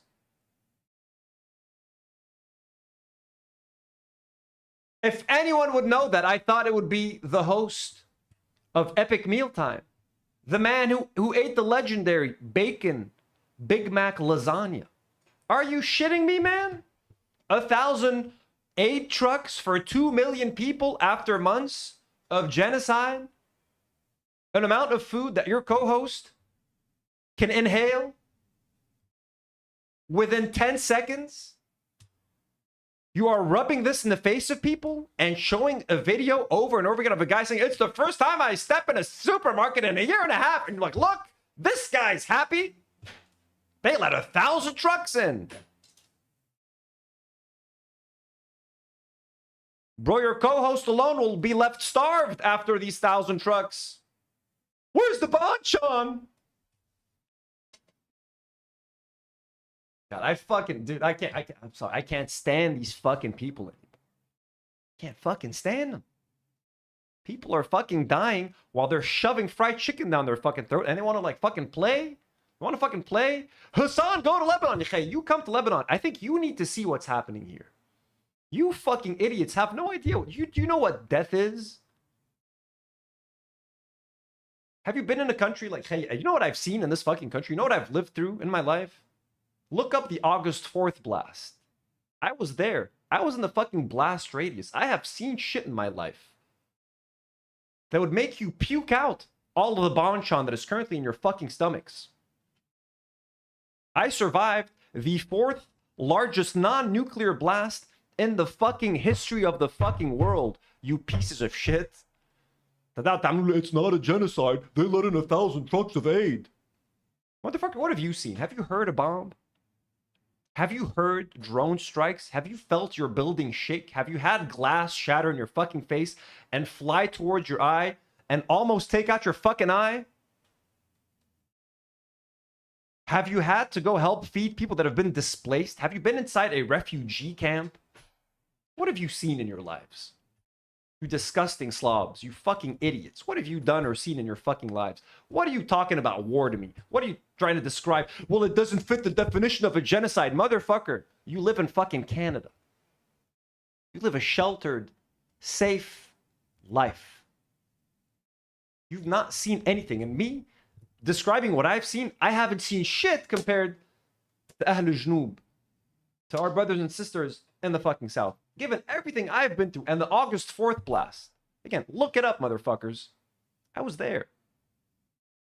So, I got no fucking patience for this anymore. Making jokes on, can I come too, Tony? Fucking come. Come see the death. Come see the death and destruction that the country you keep fucking defending. It's not a genocide. Look at this video. Come fucking see what they did. Come talk to the parents that lost their children. Go to a funeral.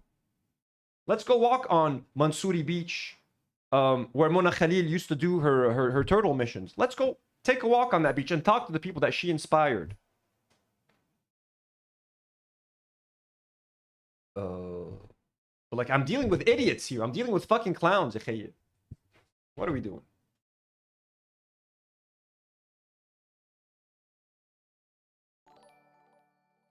Polish sends a very generous $5 donor. Thank you, Polish. Says, but Anthony, you have no idea how scary a civilian home in Ramallah is. Oh, you get lynched. I've heard you get lynched, Polish, if you go to Ramallah by accident. Insane. But like, it's just fucking, it just gets to me at this point. Like, these people don't know anything. They've lived comfortable lives, you know? Like, when you have the luxury of shoving bonchon down your fucking throat in a fucking car, or when your biggest problem is there's not enough bacon for your bacon cheeseburger lasagna, you're living here, we're living there. Talk about the shit that you know. Talk about the shit that you have experience in. Leave the war talk to children of war. I'm not happy. I'm not proud to be a child of war, to be born to parents that were traumatized by the Civil War. And I've lived through 3 wars myself at this point. The 2006 war, 2024, and now 2026. I've lived through 3 wars, you could say. And I've lived through assassination attempts, politicians getting assassinated all across Lebanon. I've lived through internal skirmishes. I've lived through the August 4th blast. I've lived through an economic downfall of which you can only dream of. You talk about, oh, the market crashed in 2008 or 2012. Yeah, that was bad. That was pretty bad. Have you heard of hyperinflation? Have you heard of your family savings being wiped away overnight? So shut the fuck up.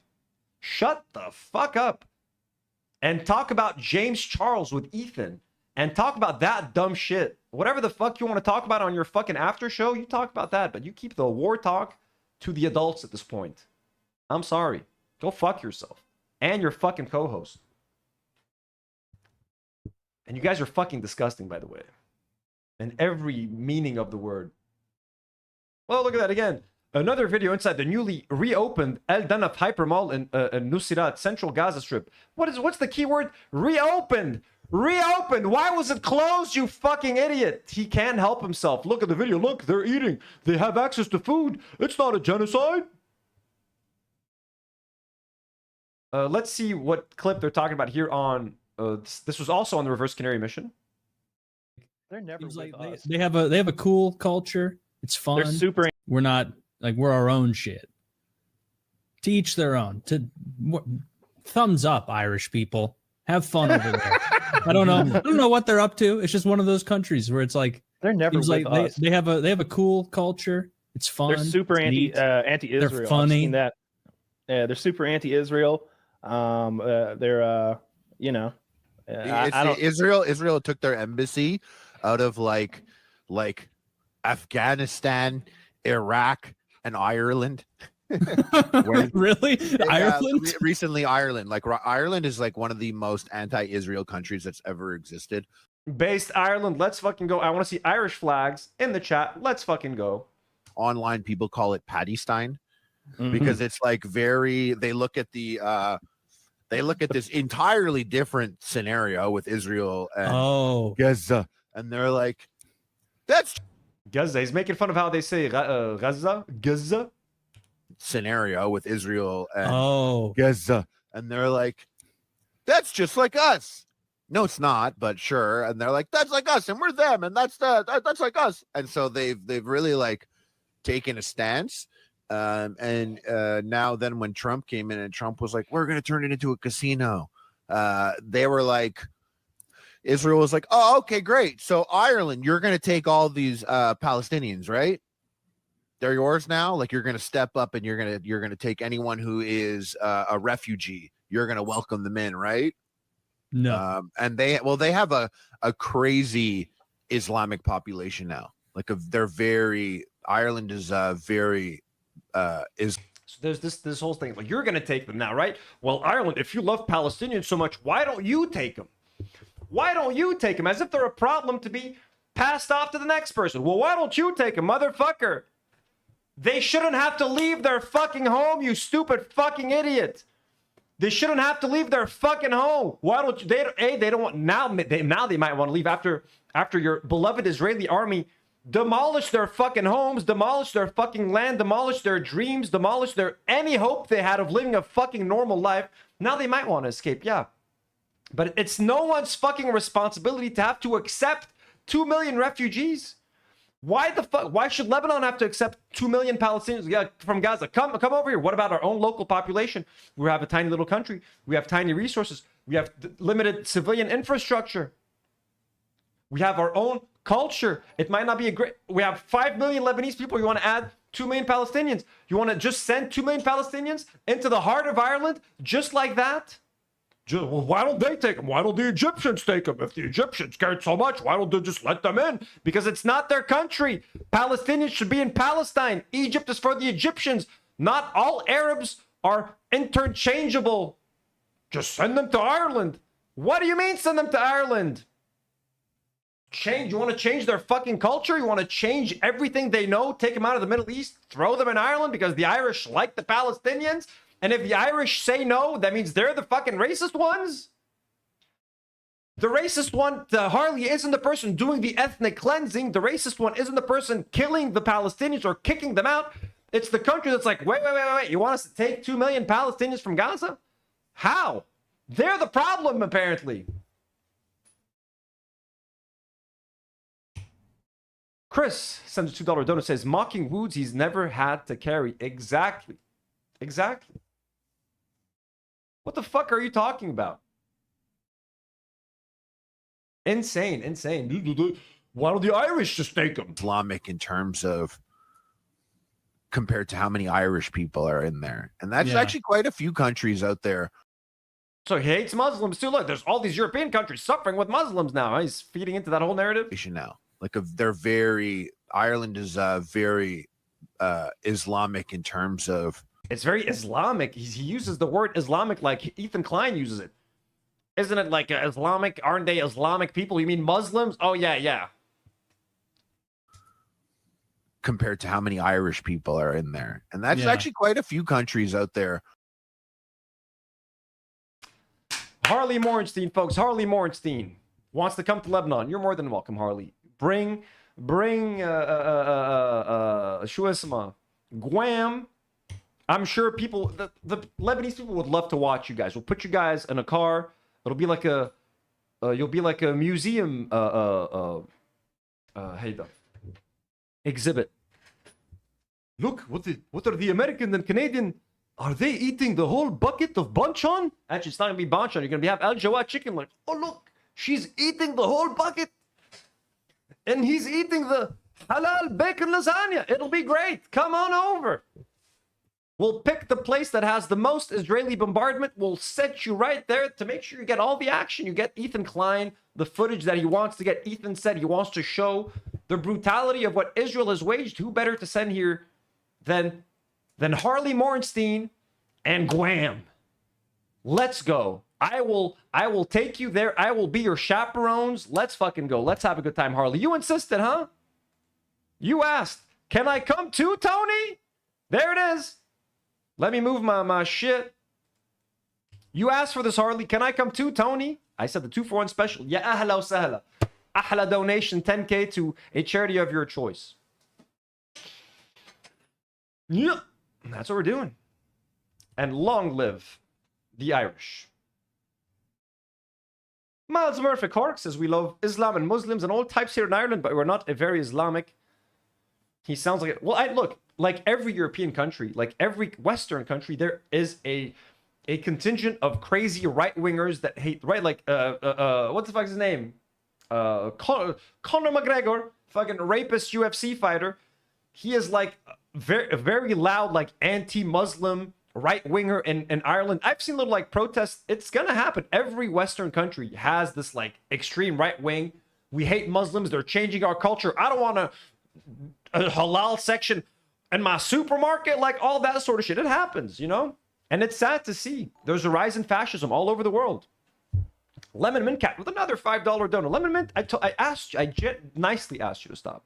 Very kind. We think that is way too generous. Says the xenophobic, hateful rhetoric is the same as anti-Semitism of World War II. These people are now the Nazis and so happy in their cruelty. Disgusting. I know. And their cruelty has been so sanitized and so normalized by the media, and they think they sound good. Like, well, I mean, listen, Israel has a right to exist, but I also support the Palestinians' right to self-determination. It's like, just stop. You're going to make me hit something, you know? It's crazy. I know McGregor does not represent Ireland. He represents the worst part of Ireland, which is the racist and the racism. This part, there's nothing. What can you do to get this part to stop jiggling, folks? Look at that. Look at that jiggliness. I got strong, muscular arms, but this part, no matter what, jiggle, jiggle. Jiggle, jiggle. Folks, this was a long one. This was a 3-hour stream. We're going to take a break. Okay, last one. Thank you, Lemon Cat. Thank you. But Lemon, you're way too kind, Lemon. We love you. Love you here. Love all of your participation in chat. Always throwing in some good fun facts. Helping recenter the conversation on things that are important. Guys. We had a very fun time. These are called bingo wings? Push-ups? I do push-ups. Push-ups don't deal with this. This is so hard to deal with. McGregor.